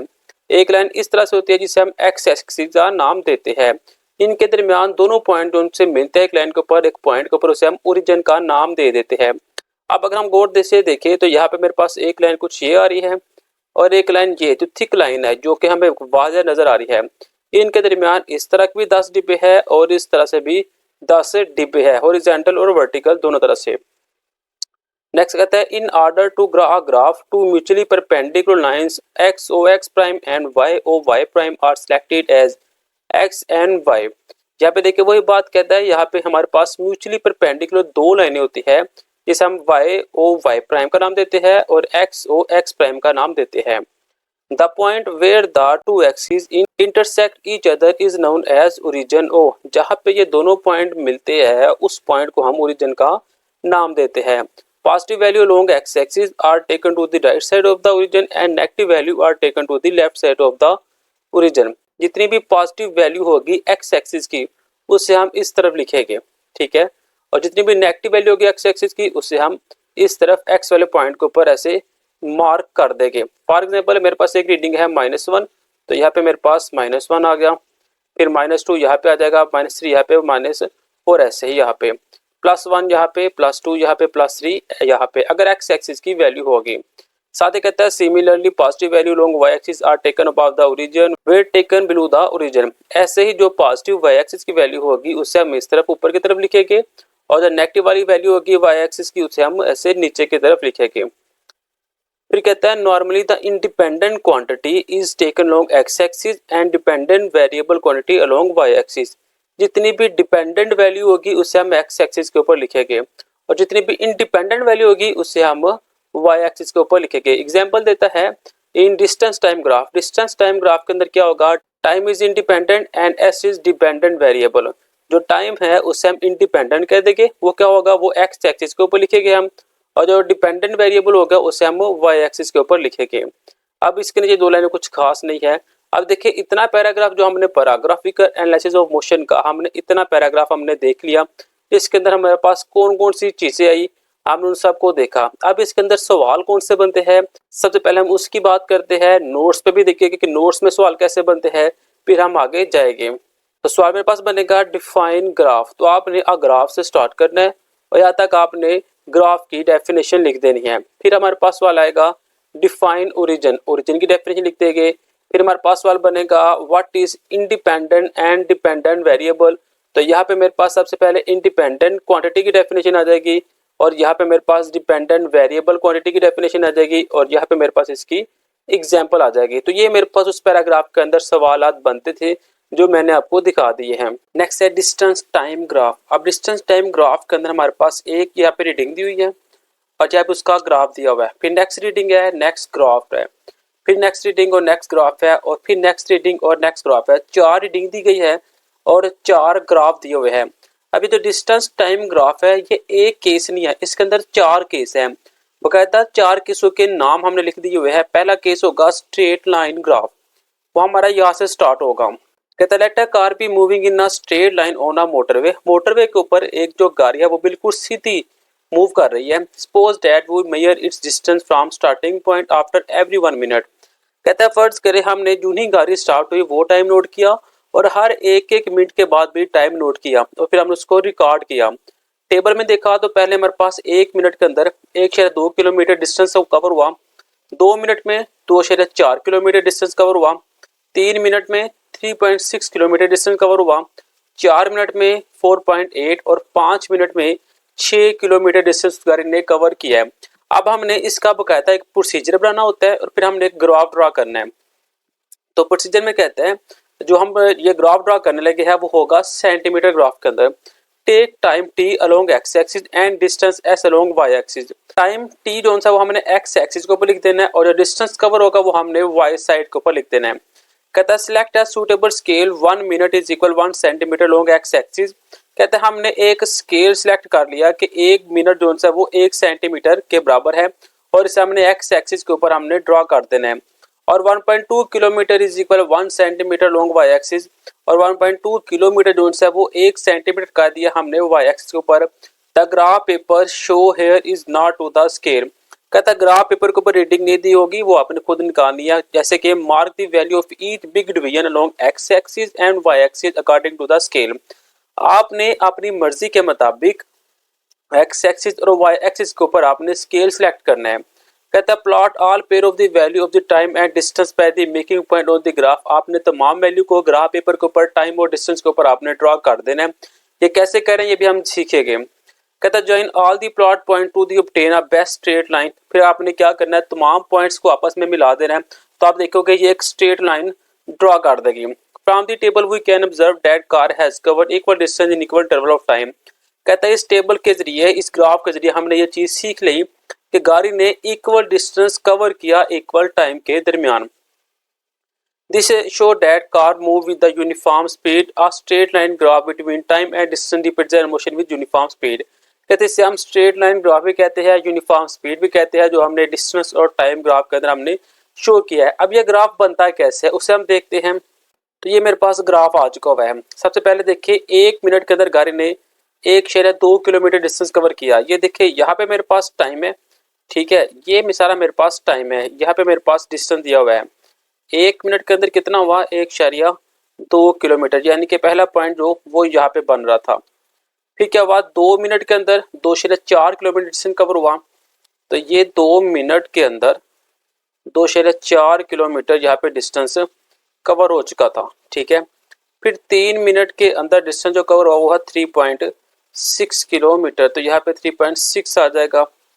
फिर ऐसे ही 4 मिनट के अंदर 4.8 किलोमीटर जो सा वो डिस्टेंस कवर हुआ। फिर 5 मिनट के अंदर कितना डिस्टेंस कवर हुआ, 6 किलोमीटर, तो यहाँ पे मेरे पास ये 6 किलोमीटर का पॉइंट आ गया। अब अगर हम लाइन ड्रा करते हैं तो यहाँ पे देखिए ये बिल्कुल सीधी एक लाइन ड्रा हो चुकी हुई है। तो सेम हमारे पास यहाँ पे उसने बताया कि जो लाइन ड्रा होगी वो बिल्कुल एक स्ट्रेट लाइन शो होगी। तो सिंपल आपने यहाँ तक आपने लिखना है। अगर आपके पास सवाल आता है define distance time graph by straight line graph, फिर आपने यहाँ से स्टार्ट करना है और आपने इसको यहाँ तक आपने मुकम्मल करना है। तो नेक्स्ट अगर आता है आपके पास distance time graph by curve upward line, तो आपने क्या करना है, आपने स्टार्ट करना है यहाँ से, ये रीडिंग होगी और यहाँ पे आपने इसको मुकम्मल कर देना है। लेकिन इसके अंदर कोई इंस्ट्रक्शन नहीं लिखी हुई, वो इंस्ट्रक्शन आप लोगों ने खुद लिखनी है। लेकिन हमने आपके लिए वो जो इंस्ट्रक्शन है वो बाकायदा बना के रख दी हुई है। ये आपके पास इंस्ट्रक्शन आपको याद होने चाहिए। देखिए when graph line is curve upward, तो यहाँ से आपकी इंस्ट्रक्शन स्टार्ट हो जाएगी। Take time T long X axis and distance S Y axis. आपने एक्स एक्सिस के ऊपर टाइम टी रख देना है और वाई एक्सिस के ऊपर आपने एस डिस्टेंस रख देना है। फिर स्केल जो सिलेक्ट करना है वो होगा 1 मिनट इज इक्वल 1 सेंटीमीटर और 1.00 किलोमीटर होगा 1 सेंटीमीटर और 2.00 किलोमीटर हो जाएगा 2 सेंटीमीटर। अगर यहाँ पे हम ग्राफ देखें तो यहाँ पे देखिए टाइम के ऊपर हमने सिंपल 1, 2, 3, 4 और 5 रख दिया है। लेकिन यहाँ पे देखिए 1.00 किलोमीटर, 2.00, 3.00, 4.00, ये जो स्केल है, ये जो स्केल इससे ही आपने जो रखना है, यही सबसे मेन काम होता है। स्केल को अपने बड़े ही ध्यान के साथ आपने रखना है कि इसको हमने कैसे मेजर करना है। आप देखिए 1 मिनट के अंदर 0.240 किलोमीटर डिस्टेंस कवर हुआ, यानी कि 0.24 और 0, ठीक है। इसके बाद क्या आएगा 3, 4 और 0, ऐसे फिर आ जाएगा 4, 4, 0, फिर 5, फिर 6, फिर 7, फिर 8, फिर आएगा 0 पॉइंट, ठीक है, 0.40, उसके बाद 1 आएगा। यानी कि ये जो 0 है और ये जो 1 है, यहाँ पे जो रीडिंग आ रही है 0.240, वो कुछ रीडिंग आ रही है आपके पास से यहाँ पे कुछ रीडिंग आ रही है, ठीक है। यहाँ पे मेरे पास एक पहला पॉइंट आपने लगा देना है 1 के ऊपर, वो आ जाएगा यहाँ पे। जो पहला पॉइंट आएगा वो आपके पास यहाँ पे आ जाएगा। फिर 2 मिनट के अंदर 0.96, यानी कि ये तो है, ये जो नहीं ऊपर जाएगा तो जो आपका दूसरा लाइन होगी, जो पॉइंट आएगा वो ऑलमोस्ट आपका कुछ यहाँ पे आ जाएगा। फिर 3 मिनट के अंदर 2.1, ये आपके पास 3 मिनट आ गया, ठीक है। तो ये आपके पास 2 आ गया, 2 से थोड़ा सा ऊपर लिखेंगे तो कुछ ऑलमोस्ट ये आ जाएगा। फिर 4 मिनट में 3.8, ये 4 मिनट में ये आपके पास 3 आ गया और 3.8 कुछ आपके पास यहाँ पे आ जाएगा। फिर 5 मिनट में 6 मीटर हो गया, ये सीधा ऊपर जाए तो यहाँ पे 5 और ये आपके पास 6 मीटर कुछ यहाँ पे ये आ जाएगा। अब जो ग्राफ है वो आपका कुछ ड्रा होगा, ऐसे नीचे से ऊपर जाएगा, ऐसे ही टेढ़ा होता जाएगा और ये 0 जो पॉइंट आपके साथ ये आपने ऐसे मिलाते जाना है। तो ये ऐसे आपका कर्व जो सा वो ग्राफ बन जाएगा। अगर हम बुक में देखें तो वहाँ पे भी जो ग्राफ है वो कुछ ऐसे कर्व बन रहा है। उम्मीद है आपको इस चीज़ों की समझ आ रही है। तो बेटा नेक्स्ट अगर हम देखते हैं graph line is curve downward. जब डाउनवर्ड की बात होगी तो इसमें जो इंस्ट्रक्शन होगी उससे हम पहले देखते हैं। जो इंस्ट्रक्शन होगी वो आपके सामने ये आ चुकी हुई है, take line T long axis x axis and distance Y axis, और ये आपने स्केल सेलेक्ट करना है 1.0 किलोमीटर इज इक्वल 1 सेंटीमीटर, 2.0 आ जाएगा 2, फिर 3.0 इज इक्वल आ जाएगा 3। इसका ग्राफ को हम देखें तो यहाँ पे मेरे पास ये इसकी रीडिंग आ गई है।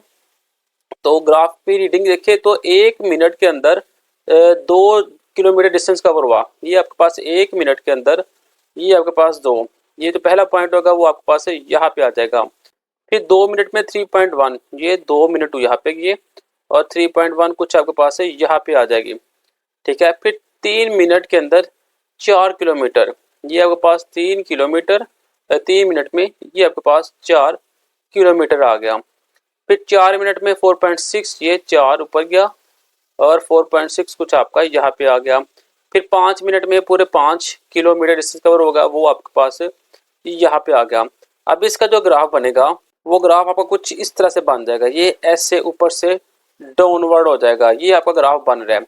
अगर हम बुक पे देखिए तो यहाँ पे भी देखिए ग्राफ जो सा वो कुछ ऐसे डाउनवर्ड बन रहा है। ऐसे अगर हम तीसरा ग्राफ देखते हैं, नेक्स्ट ग्राफ देखते हैं, ग्राफ लाइन इज हॉरिजॉन्टल। तो हॉरिजॉन्टल में सिंपल देखिए सबका जो डिस्टेंस है वो सेम है, तो यहाँ पे जो बनेगा वो सबका बिल्कुल एक स्ट्रेट लाइन बन जाएगा। अब इसकी अगर आपने इंस्ट्रक्शन देखनी है तो इंस्ट्रक्शन बकायदा इसकी भी हमने अपने नोट्स के अंदर रख दी हुई है। तो यहाँ पे देखिए select a suitable scale, scale select होगा वो 0.4 किलोमीटर इज इक्वल 1 सेंटीमीटर हो जाएगा। तो उसके हिसाब से आपका 0.4 की बजाय आपका 0.8, 1.2, 1.6 और 2 ऐसे बनेगा। तो जो सबकी रीडिंग है वो 1.2, 1.2 है, तो ये बिल्कुल सेम एक स्ट्रेट लाइन बन जाएगा। तो ये आपका चौथा ग्राफ बन जाएगा। अब मुझे उम्मीद है कि आपको ये जो ग्राफ है बिल्कुल इजीली समझ आ चुका होगा, और बकायदा ये भी पता चल चुका होगा कि जो ग्राफ में सवाल कैसे बनकर आ सकते हैं। अगर हम नोट्स में बकायदा एक ओवरऑल चीज देखें तो जो आपके पास सवाल आएगा तो आपने उससे स्टार्ट कैसे करना है, फिर लिखना कैसे है। तो मैं आपको एक दफा दिखा देता हूँ। सवाल बन के आएगा एक्सप्लेन डिस्टेंस टाइम ग्राफ, तो आपने बताना उसकी 4 टाइप है, 4 केस है। एक यूनिफॉर्म स्पीड है, फिर graph line is curve upward है, graph line is curve downward, और ग्राफ लाइन इज हॉरिजॉन्टल। फिर आपने यूनिफॉर्म स्पीड वाला ग्राफ पकड़ना है, ये सारा आपने इसको हल करना है, ठीक है। फिर यहाँ पे नीचे उसको आपने इसका ग्राफ बना देना है, फिर इसको आपने हल करना है, ठीक है, इंस्ट्रक्शन के साथ, और उसके ही नीचे आपने इसका ग्राफ बना देना है। फिर आपने इसे हल करना है और उसके नीचे इसका बकायदा ग्राफ आ जाएगा। फिर फोर्थ की तरफ आए केस, तो वो आपने हल करना है और उसके बाद इसका नीचे ग्राफ आ जाएगा। तो मुझे उम्मीद है बेटा आपको इन चीज़ों की समझ आ रही है। अगर आपको चीज़ों की समझ आ रही है तो आपने इस वीडियो को लाइक कर देना है, दोस्तों के साथ भी शेयर करना है। नेक्स्ट है 2.8 topic gradient of a distance time graph. ये लास्ट आर्टिकल हम देखेंगे, इसके बाद हम नेक्स्ट वीडियो के अंदर बात करेंगे। कहता है the gradient is the measurement of slope of a line. Gradient के अंदर हम स्लोप ऑफ लाइन को मेजर करते हैं। कहता है consider the distance time graph of uniform speed again. कैसे आपके पास दोबारा फर्ज करें डिस्टेंस टाइम ग्राफ है और वो यूनिफॉर्म स्पीड के अंदर है। कहता है select any 2 value of each time t1 and t2। आपने कोई सी 2 वैल्यू t1 और t2 के नाम से आपने याद कर लेनी है या ज़हन के अंदर बैठा लेनी है। फिर draw 2 vertically drawed plate t1 and t2 on x axis. कहता है ये एक्स एक्सिस था, ठीक है, ये एक्स एक्सिस था। यहाँ पे एक वैल्यू आपने t1 ये सिलेक्ट कर ली और t2 आपने ये सिलेक्ट कर ली, ठीक है। ये ऊपर आपने डॉटेड लाइन शो कर दिया आपने बिल्कुल ऐसे, और एक डॉटेड लाइन आपने ऐसे ऊपर शो की हुई है कि S1 S2 ये बाद में भी बता देगा वो। क्या किया आपने S1 ये T1 रख लिया, ये T2 रख लिया। फिर क्या आपने this line meet the graph at point P and O। आपने T1 को P के साथ और T2 को आपने Q के साथ आपने से लगा दिया। From these point draw horizontal line to meet y axis S1 and S2 respectively। ये जो लाइन है ये हॉरिजॉन्टली S1 और S2 के साथ मिल जाएगी। कहता है distance cover by time interval is S2 minus n is equal S। अब ये क्या है, देखिए ये एक जो मुकम्मल लाइन थी, ठीक है, इसको नाम दिया गया है S2 का, ये मैंने लिख दिया S2। अब यहाँ पे एक पॉइंट है, इसको कहा गया S1 और इसको कहा गया S, ठीक है, सिंपल S। अब आपसे कोई कहे कि ये टोटल जो वैल्यू है ये कितनी है, तो आप क्या करेंगे, आप लिखेंगे S2 इज इक्वल है S1 प्लस S, ठीक है। आप क्या करेंगे, इन दोनों को ऐड करेंगे तो आपके पास ये टोटल वैल्यू आ जाएगी। अगर आपसे कोई कहे कि ये जो ऊपर वाली वैल्यू है इसका आंसर निकालना है, तो आप क्या करेंगे, S2 को उठा के इस तरफ ले आएंगे तो वैल्यू आ जाएगी S2 minus S1 is equal है S। तो ये जो इक्वेशन है S2 minus S1 is equal S, वो आपके सामने ऐसे निकली हुई है। सेम ऐसे T2 minus T1 is equal T को आपने निकाल लेना है। नेक्स्ट मेरे पास स्लोप निकाला गया है। स्लोप का फार्मूला होता है tan थीटा इज इक्वल है y डिवाइडेड बाय x। कहता है द स्लोप और gradient of the graph is the measurement of tangent theta to the triangle P R P O. कहता है जो आपने स्लोप निकालना है वो एक टेंजेंट थीटा ट्रायंगल बन रही है आर पी क्यू के नाम से, उसका निकालना है। ये ट्रायंगल कौन सी बन रही है, ये जो ट्रायंगल है कुछ आपके सामने ये बन रही है, ये है आपके पास एक ट्रायंगल, कौन सी, आर पी क्यू। ठीक है, इसका अपने स्लोप निकालना है। यहाँ पे मेरे पास है, ये है मेरे पास y, इसको हम कहेंगे x। तो y की वैल्यू क्या है, s2 माइनस s1 और x है t2 माइनस t1। तो y की जगह पे आ जाएगा s2 माइनस s1 और t की जगह पे आ गया t2 माइनस t1। अब s2 माइनस s1 को इज इक्वल हमने यहाँ पे किसी कहा था t के, t2 t माइनस t1 को हमने कहा यहाँ पे t के नाम से। ये जो t है s ओवर t, ये मेरे पास है एवरेज जो सी स्पीड है वो भी हम काउंट कर सकते हैं। तो सिंपल आपने एवरेज की जगह पे सिंपल लगा देना आपने tan थीटा। तो डेफिनेशन बन जाएगी gradient of the distance time graph is equal to the average speed of the body. जो ग्रेडियंट है डिस्टेंस टाइम ग्राफ का वो इक्वल है average speed of the body के। ये सिंपल मेरे पास एक छोटा सा सवाल था, gradient of our distance time graph. अब नोट्स के ऊपर देखते हैं ये सवाल कैसे बनकर आया है। तो नोट्स में देखिए तो यहाँ पे सवाल बनेगा gradient of our distance time graph. सबसे पहले आपने उसकी डेफिनेशन लिख देनी है, फिर आपने उससे एक्सप्लेन करना है यहाँ पे, और एंड के ऊपर आपने इसकी डायग्राम ड्रॉ कर देनी है। सिंपल ये इसकी डायग्राम आ जाएगी। तो आज की वीडियो में हमने 2.8 topic gradient of our distance time graph को कवर किया और 2.7 टॉपिक के अंदर आपने डिस्टेंस टाइम ग्राफ को कवर किया, और साथ में जो टॉपिक है ग्राफिकल एनालिसिस ऑफ मोशन हमारे पास ये कंप्लीट हो गया है। नेक्स्ट वीडियो के अंदर हम 2.9 को शुरू करेंगे। वीडियो अच्छी लगी हो तो लाइक शेयर कमेंट लाजमी कीजिएगा। तो बेटा हमने पूरी एफर्ट की कि आपको कुछ ना कुछ सिखा दे इस वीडियो के अंदर, और उम्मीद है आपको कुछ ना कुछ समझ लाजमी आई होगी। एक दफ़ा आपने बेटा खुद प्रैक्टिस करनी है। जो नेक्स्ट मेरे पास टॉपिक होगा 2.9 नोट्स है, वो भी ग्राफ के ऊपर है, उसे भी हम देखेंगे ग्राफ को हम कैसे ड्रा करेंगे। जो थोड़ी बहुत ही चीज़ आपको समझ नहीं हो हम कोशिश करेंगे उसको नेक्स्ट वीडियो में आपको सिखा सके। वीडियो अच्छी लगी हो तो लाइक शेयर कमेंट लाजमी कीजिएगा। मिलते हैं नेक्स्ट वीडियो में, तब तक इजाज़त, अल्लाह हाफिज़।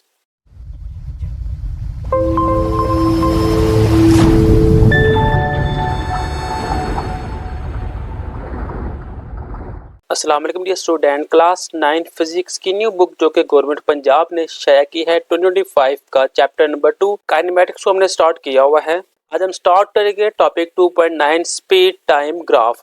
टॉपिक 2.1 से 2.8 की वीडियो का लिंक आपको इस वीडियो के डिस्क्रिप्शन में भी मिल जाएगा। सबसे पहले मेरे पास स्पीड टाइम ग्राफ की डेफिनेशन आ जाएगी। Suppose we can note the speed of the same car after every 1 second and record in table given below. कहता फर्ज करें मेरे पास जो एक गाड़ी है, हर एक सेकंड के बाद जो स्पीड है उसे हमने नोट किया हुआ है। We can draw the graph between speed versus time T. कहता उसे हम ग्राफ की शक्ल के अंदर स्पीड और टाइम के दरमियान ड्रॉ करेंगे, इसे हम कहते हैं स्पीड टाइम ग्राफ। जहाँ पे स्पीड टाइम ग्राफ की यहाँ तक डेफिनेशन आ जाएगी। नेक्स्ट मेरे पास स्पीड टाइम ग्राफ का जो पहला ग्राफ होगा वो होगा स्ट्रेट लाइन ग्राफ। ये मेरे पास टेबल दे दिया गया है, कहा जा रहा है take t along x axis and v along Y axis. आपने किया एक्स एक्सिस के ऊपर आपने टाइम टी और वाई एक्सिस के ऊपर आपने स्पीड को आपने लिख देना है। Scale can be selected at 1 second is equal 1 centimetre x axis and speed 10 metre per second is equal 1 centimetre along Y axis. X axis के ऊपर आपने जो स्केल रखना है वो हर एक सेकंड का 1 सेंटीमीटर होगा, और जो स्पीड होगी वो 10 मीटर पर सेकंड जो उनसे वो 1 सेंटीमीटर होगी। Slope of the graph given show in figure. फिर आपने ग्राफ आपने ड्रा कर देना है। It is a straight line rising upward, this show that speed increase by the same amount after every 1 second. कहता है फिर क्या होगा, आपको एक स्ट्रेट लाइन जो से वो नजर आएगी जिससे हमें पता चल जाएगा कि हर एक सेकंड के बाद जो गाड़ी है उसने सेम डिस्टेंस कवर किया है। This is the motion with uniform acceleration. इसे आप यूनिफॉर्म एक्सीलरेशन भी कह सकते हैं। It is also evident from the table, जो कि टेबल में हमें दिखा दिया गया है। अब जो मेरे पास ये ग्राफ आ चुका है इसे हमें एक दफा थोड़ा सा डीपली देख लेते हैं। अब देखिए यहाँ पे ये मेरे पास ग्राफ दिया हुआ है, टेबल दिया हुआ है, ये मेरे पास ग्राफ है। देखिए क्या कहा जा रहा है कि एक सेकंड में टाइम डिस्टेंस कितना कवर हुआ, 8 मीटर पर सेकंड। अब देखिए ये 1 सेकंड है और ये जो डिस्टेंस है वो कितना था, 8 मीटर पर सेकंड। तो ये मेरा पहला पॉइंट आ जाएगा। फिर 2 सेकंड के बाद 16 हो जाएगा, ये 2 सेकंड के बाद यहाँ पे 16 दिया होगा तो ये मेरे पास आ जाएगा। ऐसे मेरे पास यहाँ पे पॉइंट आ जाएगा, फिर यहाँ पे, और ये एक मेरे पास बिल्कुल स्ट्रेट लाइन ड्रॉ हो जाएगी। नेक्स्ट अगर हम देखते हैं, कहता है जो ग्राफ होगा वो होगा graph line is horizontal. No consider another case, कहते हैं हम एक और केस देखते हैं। The observation are recorded in table given below. Observation आपके सामने यहाँ पे दी हुई है। In this case graph line is horizontal. इस केस के अंदर आपको जो ग्राफ मिलेगा वो बिल्कुल हॉरिजॉन्टल मिलेगा। क्यों? क्योंकि जितना भी टाइम चेंज हुआ लेकिन जो स्पीड है वो सेम रही। तो देखिए यहाँ पे जो हमने पहला स्केल किया वो हमने 10 लिख देना है, फिर हमने 20 और फिर हमने 30, और 20 के ऊपर सारे पॉइंट आ जाएंगे तो सिंपल ये ड्रॉ हो जाएगा। अब इसकी जो कंस्ट्रक्शन है वो बिल्कुल थोड़ी सी लिखी हुई है, लेकिन हमने नोट्स के ऊपर इसे बकायदा डिटेल के साथ लिखा हुआ है। आप इस चीज को नोट से भी देख सकते हैं। नोट में अगर देखिए तो यहाँ पे मेरे पास सबसे पहले एक्सप्लेन स्पीड टाइम ग्राफ आ जाएगा, ठीक है। फिर हमारे पास वो उसकी डेफिनेशन आ गई। फिर हमने बता दिया कि कितने ग्राफ हो गए, 2 किस्म के ग्राफ हो गए। पहला ग्राफ हमने लिखा, उसकी जो यहाँ पे जितनी भी कंस्ट्रक्शन है वो सारी हमने लिख ली, और नीचे उसका टेबल जो सा वो ग्राफ है वो बन के आ गया। नेक्स्ट जो ग्राफ है वो उसका नाम आ गया, ठीक है। उसकी यहाँ पे इसकी कंस्ट्रक्शन आ गई और उसको यहाँ पे ड्रॉ करके दिखा दिया गया है। नेक्स्ट मेरे पास gradient of a speed time graph, कहता है no consider the speed time graph. The speed at time t and t2 are v1 and v2 respectively. The change in speed in a time interval t2 minus t1 is v2 minus v1.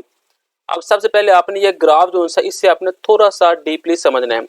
बिल्कुल आसान है। यहाँ पे देखिए एक जो line है मेरे पास वो यहाँ पे जा रही है और एक लाइन यहाँ पे जा रही है, ठीक है।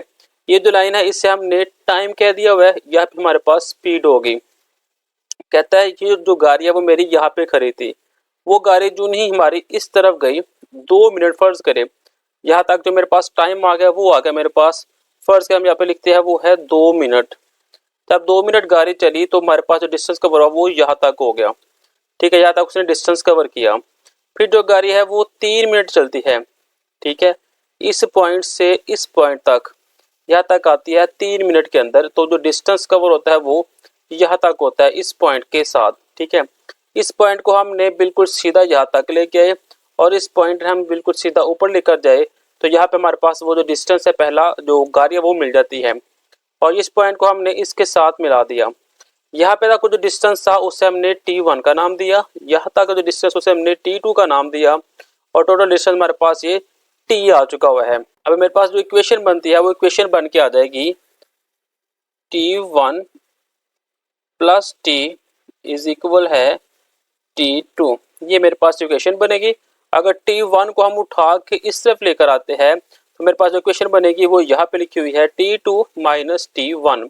ऐसे जो मेरे पास जो स्पीड है वो एक स्पीड हमारे पास यहाँ से लेकर यहाँ तक आ जाएगी v1, ठीक है। और जो यहाँ तक जो स्पीड होगी उसे हमने v2 कह दिया टोटल स्पीड, और यहाँ से लेकर यहाँ तक जो स्पीड थी उसे हमने v कह दिया। तो इक्वेशन इसकी बन जाएगी v1 plus v is equal है v2।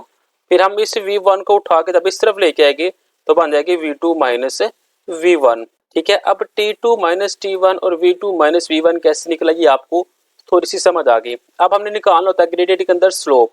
स्लोप का फॉर्मूला हम बारहा देख चुके हुए हैं, वो होता है tan, या मैं एक दफा लिख देता हूँ, tan थीटा इज इक्वल है y डिवाइडेड बाय x। ये मेरे पास फार्मूला होता है।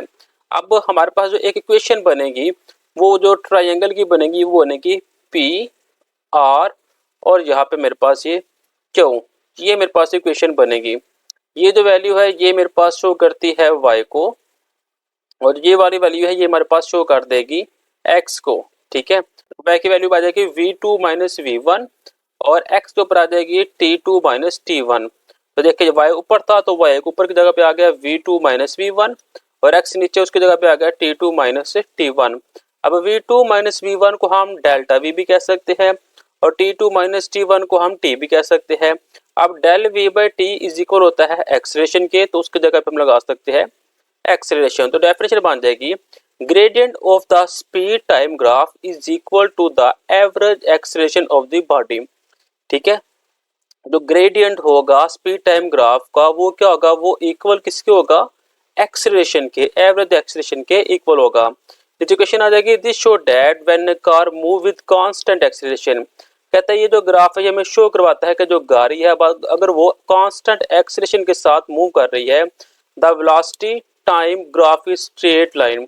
तो जो वेलोसिटी टाइम ग्राफ होगा वो स्ट्रेट लाइन होगा which rise through the same height for equal interval of time, जो के सेम हाइट के ऊपर जाके इक्वल इंटरवल ऑफ टाइम आ जाएगा। यह तक आपने इस टॉपिक को कंप्लीट करना है। नेक्स्ट ये जो ग्राफ है ये बिल्कुल सिंपल है, ये बिल्कुल स्ट्रेट लाइन ग्राफ ड्रा हो रहा है, तो इसके अंदर वेलोसिटी चेंज नहीं हो रही और जो टाइम है वो मुसलसल चेंज होता जा रहा है। तो वेलोसिटी की जगह पे आपने जीरो लगा देना है, तो ये टोटल क्या हो जाएगा zero. When the speed of the object is constant, जब स्पीड ऑफ ऑब्जेक्ट कांस्टेंट रहेगा, the speed time graph is horizontal straight line parallel to the X axis. तो क्या होगा, this show that acceleration of this motion is zero. ये मेरे पास इसका simple answer आ जाएगा। अगर आपके पास आता है gradient of a speed time graph, तो आप इन दोनों ग्राफ में से कोई भी ड्रा कर सकते हैं।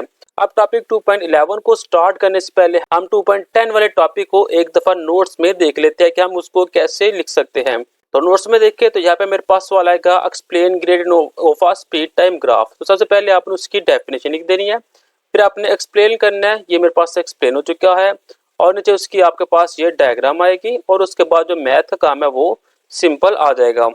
नेक्स्ट मेरे पास टॉपिक है 2.11। तो 2.11 टॉपिक को स्टार्ट करने से पहले आप ऐसे कोई स्टूडेंट इस चैनल के ऊपर नया है तो इस चैनल को सब्सक्राइब कर ले, बेल आइकन के ऊपर क्लिक करें। गवर्नमेंट ऑफ पंजाब की तमाम जो न्यू बुक्स है पार्ट 1 की 9th क्लास की वो आपको इस चैनल के ऊपर मिल जाएगी, और तमाम बुक्स के जो नोट्स है वो भी आपको इस चैनल के ऊपर मिल जाएंगे। पहली दफा यूट्यूब पर आपको ऐसा मिलेगा कि हम किताब रखे आपको बता रहे हैं कि आपने यहाँ से लेकर यहाँ तक सवाल करना है और ये सवाल कैसे बनकर आ सकते हैं।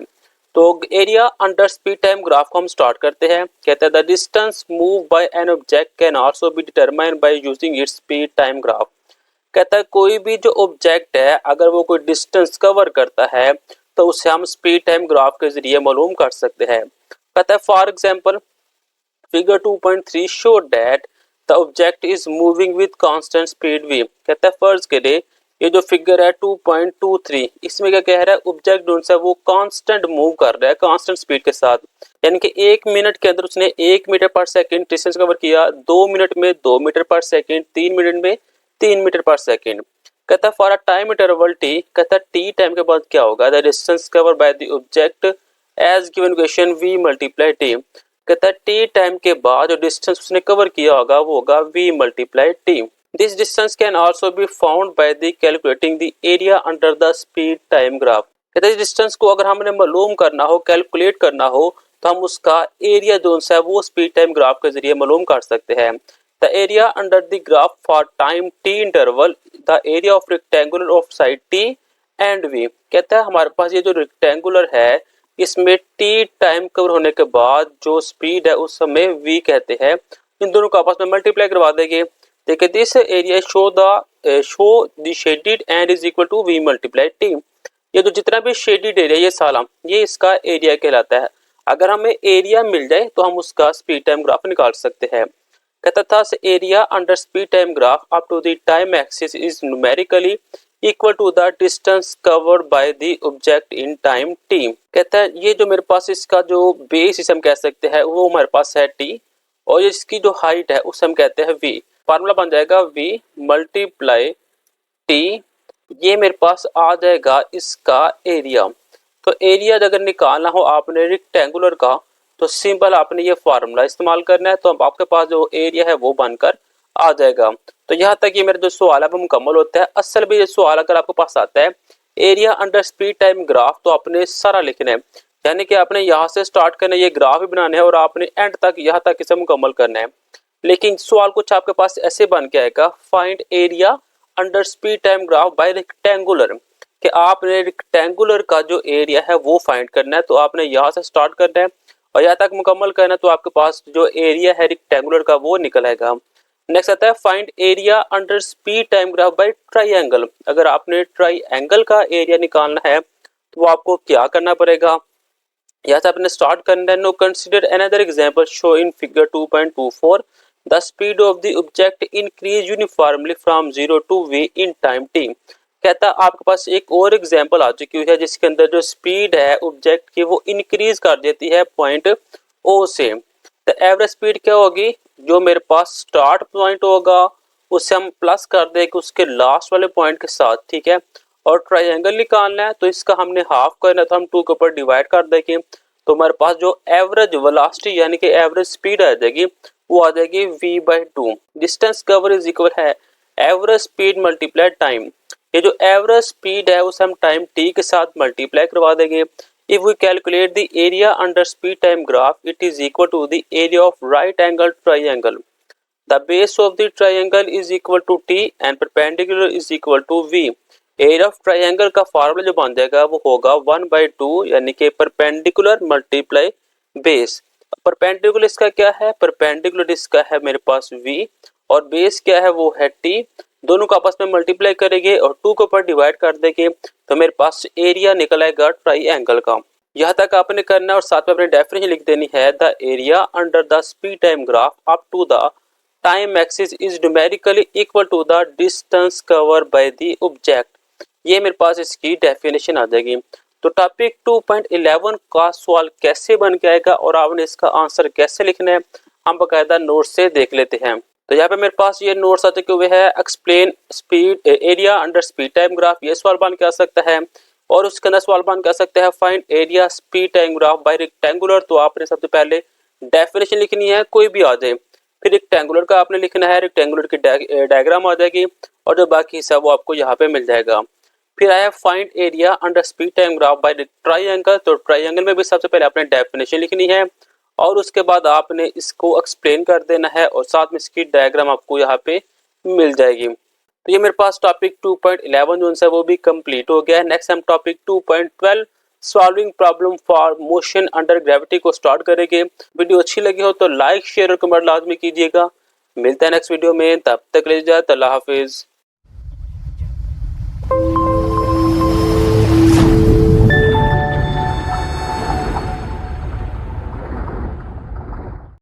अस्सलाम वालेकुम dear student, class 9 physics new book Punjab board 2025 chapter number 2 kinematics को हमने स्टार्ट किया था।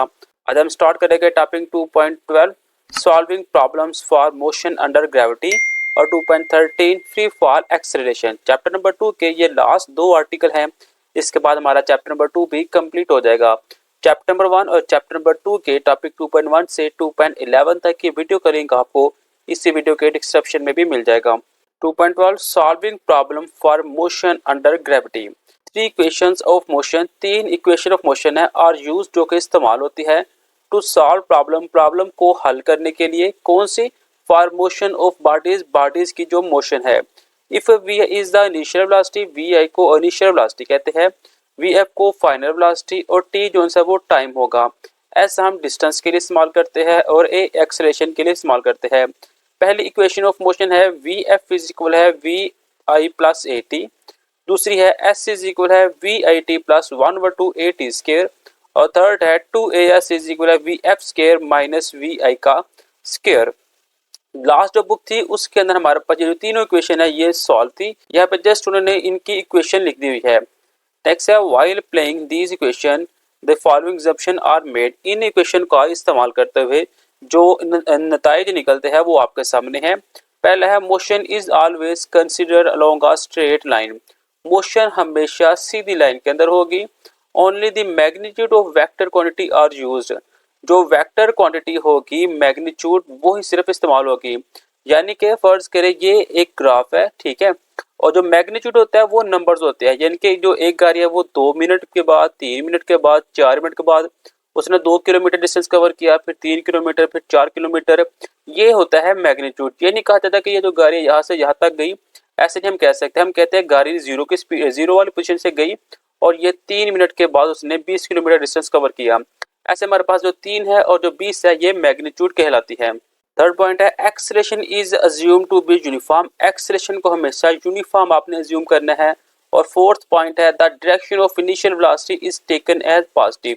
जो इनिशियल वेलोसिटी होगी उसकी जो डायरेक्शन होगी वो हमेशा पॉजिटिव की तरफ होगी।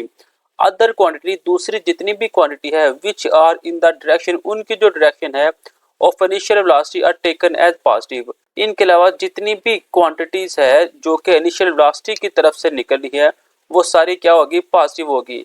The quantity in the direction opposite to the initial velocity are taken as negative. और जो क्वांटिटी इनिशियल वेलोसिटी से ऑपोजिट होगी वो सारी नेगेटिव कहलाएगी। जैसे हमारे पास 2.12 के अंदर यही चीजें दी गई थी। ये तीनों इक्वेशन है ये आपको सॉल्व हुई भी मिल जाएगी, उसका लिंक आपको इसी वीडियो के डिस्क्रिप्शन में मिल जाएगा। 2.13 टॉपिक है free fall acceleration. When a body is falling freely under the action of gravity of the earth. जब हम कोई भी अजसाम को ग्रेविटी की तरफ, जमीन की तरफ फेंकते हैं freely, the acceleration acting on its gravitational acceleration and denoted by g. तो जो भी एक्सीलरेशन होगा उसे हम ग्रेविटेशनल एक्सीलरेशन कहते हैं और उसे हम जी से डिनोट करते हैं। The direction of gravitational acceleration is always downward. जो ग्रेविटेशनल एक्सीलरेशन की जो डायरेक्शन होगी वो हमेशा नीचे की तरफ होगी। Its value is 9.8 metre per second square, जिसकी वैल्यू है 9.8 metre per second square. But for convenience we shall be value of g as 10 metre per second square. लेकिन हम उसे approximately 10 metre per second square भी कहते हैं। Since the free falling bodies move vertically downward in a straight line with uniform acceleration g. जितनी भी free falling bodies होगी वो जब नीचे की तरफ आप मूव करोगे तो वो बिल्कुल स्ट्रेट लाइन आएगी यूनिफॉर्म एक्सीलरेशन के साथ। So the three equation of motion can be applied to the motion of such bodies. तो यहाँ पे भी तीन इक्वेशन ऑफ मोशन जो से वो ब्रुएकार लाई जाती है। While applying equation of motion, the acceleration a is replaced by g। जब आप इक्वेशन की बात करेंगे तो एक्सेलरेशन a की जगह पे एक्सेलरेशन g आ जाएगा। Thus equation motion free fall bodies can be written as, तो हम इक्वेशन ऑफ मोशन को कुछ इस तरह से लिख सकते हैं। vf इज इक्वल है vi प्लस gt, वहां पे at था, यहाँ पे gt आ जाएगा। s इज इक्वल है vi t plus 1/2 gt square, पहले at स्क्वायर था, यहाँ पे जी टी स्केयर आ जाएगा। और थर्ड है 2gs इज इक्वल है V F square minus we I square. It should be remembered that while using this equation the following point should be kept in mind. कहता है आपने जब भी इन equation का इस्तेमाल करना है आपको कुछ पॉइंट जेब में रखने होंगे। पहला पॉइंट है if a body is release from some height. अगर आप एक जिस्म को कुछ हाइट से छोड़ेंगे टू फॉल फ्रीली, बिल्कुल freely, its initial velocity will be taken as zero. तो इसकी जो इनिशियल वेलोसिटी वो जीरो की। फॉर एग्जांपल आपने ये एक बॉल पकड़ी हुई है, इसको आपने नीचे की तरफ फेंक रहे हैं, लेकिन अभी आपने इसको पकड़ी हुई है तो इसकी जो इनिशियल वेलोसिटी है वो क्या होगी, वो इक्वल आ जाएगी जीरो के। दूसरा पॉइंट है the gravitational acceleration G will be taken as positive in downward direction. तो इसकी जो ग्रेविटेशनल एक्सीलरेशन होगी यानी कि जो जी की वैल्यू होगी वो किस में होगी, वो पॉजिटिव के अंदर होगी। All other quantity will also be taken as positive in the downward direction। और जितनी भी दूसरी वैल्यू होगी क्वांटिटीज की वो सारी पॉजिटिव होगी। क्यों? क्योंकि वो इनिशियल वेलोसिटी से, इनिशियल पोजीशन से निकल रही है। The quantity in the direction opposite to the acceleration will be taken as negative. और जितनी भी क्वांटिटीज जो इसके अपोजिट होगी वो भी सारी क्या होगी, वो नेगेटिव होगी। If a body is throw vertically upward, अगर आप एक बॉडी को ऊपर की तरफ फेंकते हैं, the value g will be negative and final velocity will be zero at highest point। फर्ज करें आप ये एक गेंद है, इसको आप ऊपर की तरफ थ्रो करने लगे हो, ठीक है। एक तो उसने बात की कि जब ऊपर की तरफ फेंकोगे तो g की जो वैल्यू आएगी वो किस में होगी, नेगेटिव में। और दूसरा फर्ज करिए गेंद यहाँ से जाती है और यहाँ पे जाकर रुकती है, यहाँ पे जाके कुछ सेकंड के लिए तो गेंद रुकेगी फिर ही नीचे की आएगी ना। तो यहाँ पे थोड़ी सेकंड के लिए जो गेंद रुकेगी वो इसकी फाइनल वेलोसिटी होगी। और फाइनल वेलोसिटी किसके इक्वल होगी, फाइनल वेलोसिटी जीरो के इक्वल होगी। ये इसके तीन पॉइंट थे जो आपने याद रखने हैं। ये जो हमारे पास एग्जांपल 2.5 आ जाएगी, 2.6 एग्जांपल आ जाएगी, वो हम फिर कभी वीडियो के अंदर देख लेंगे। लास्ट में मेरे पास एक टॉपिक है रिलेटिविटी। इन 1905 के अंदर famous scientist Albert Einstein propose his revolutionary theory of special relativity which modify. जो फेमस साइंटिस्ट है एल्बर्ट आइंस्टाइन, उन्होंने क्या किया, स्पेशल रिलेटिविटी को थोड़ा सा मॉडिफाई किया, made to be basic concept of physics, physics के बेसिक कांसेप्ट के साथ। अकॉर्डिंग टू दिस थ्योरी, इस थ्योरी के मुताबिक speed of light is universal constant, कि जो स्पीड ऑफ लाइट है वो क्या होगी, वो कांस्टेंट होगी। Its value is approximately 3 × 10⁸ metre per second. ये स्पीड ऑफ लाइट की वैल्यू दी गई। Speed of value remain the same for all motion. कहता है स्पीड ऑफ लाइट जो है वो तमाम मोशन में क्या होगा, सेम होगी। Any object with the mass, किसी भी ऑब्जेक्ट का जो मास है, कैन नॉट बी अचीव, वो इसे अचीव नहीं कर सकता, इक्वल टू और greater than the that of light, के कोई भी ऑब्जेक्ट का जो मास है वो स्पीड ऑफ लाइट के ना तो इक्वल हो सकता है ना इससे बड़ा हो सकता है। This is known as universal speed limit, जिसे आप यूनिवर्सल स्पीड लिमिट का नाम पढ़ते हुए देखेंगे। ये थी रिलेटिविटी। इसी के साथ मेरा जो चैप्टर नंबर 2 है वो मुकम्मल होता है। नेक्स्ट वीडियो के अंदर हम इसकी जो एक्सरसाइज है उससे स्टार्ट करेंगे। तो बेटा वीडियो अच्छी लगी हो तो लाइक शेयर कमेंट लाजमी कीजिएगा। आपको इस चैनल के ऊपर तमाम जो न्यू बुक्स है उनका सोल्यूशन मिलेगा। तो आपने इस चैनल को सब्सक्राइब कर लेना है, बेल आइकन के ऊपर क्लिक करना है ताकि मजीद नई वीडियो आने का नोटिफिकेशन आपको मिलता रहे। मिलते हैं नेक्स्ट वीडियो में, तब तक के लिए इजाजत, अल्लाह हाफिज।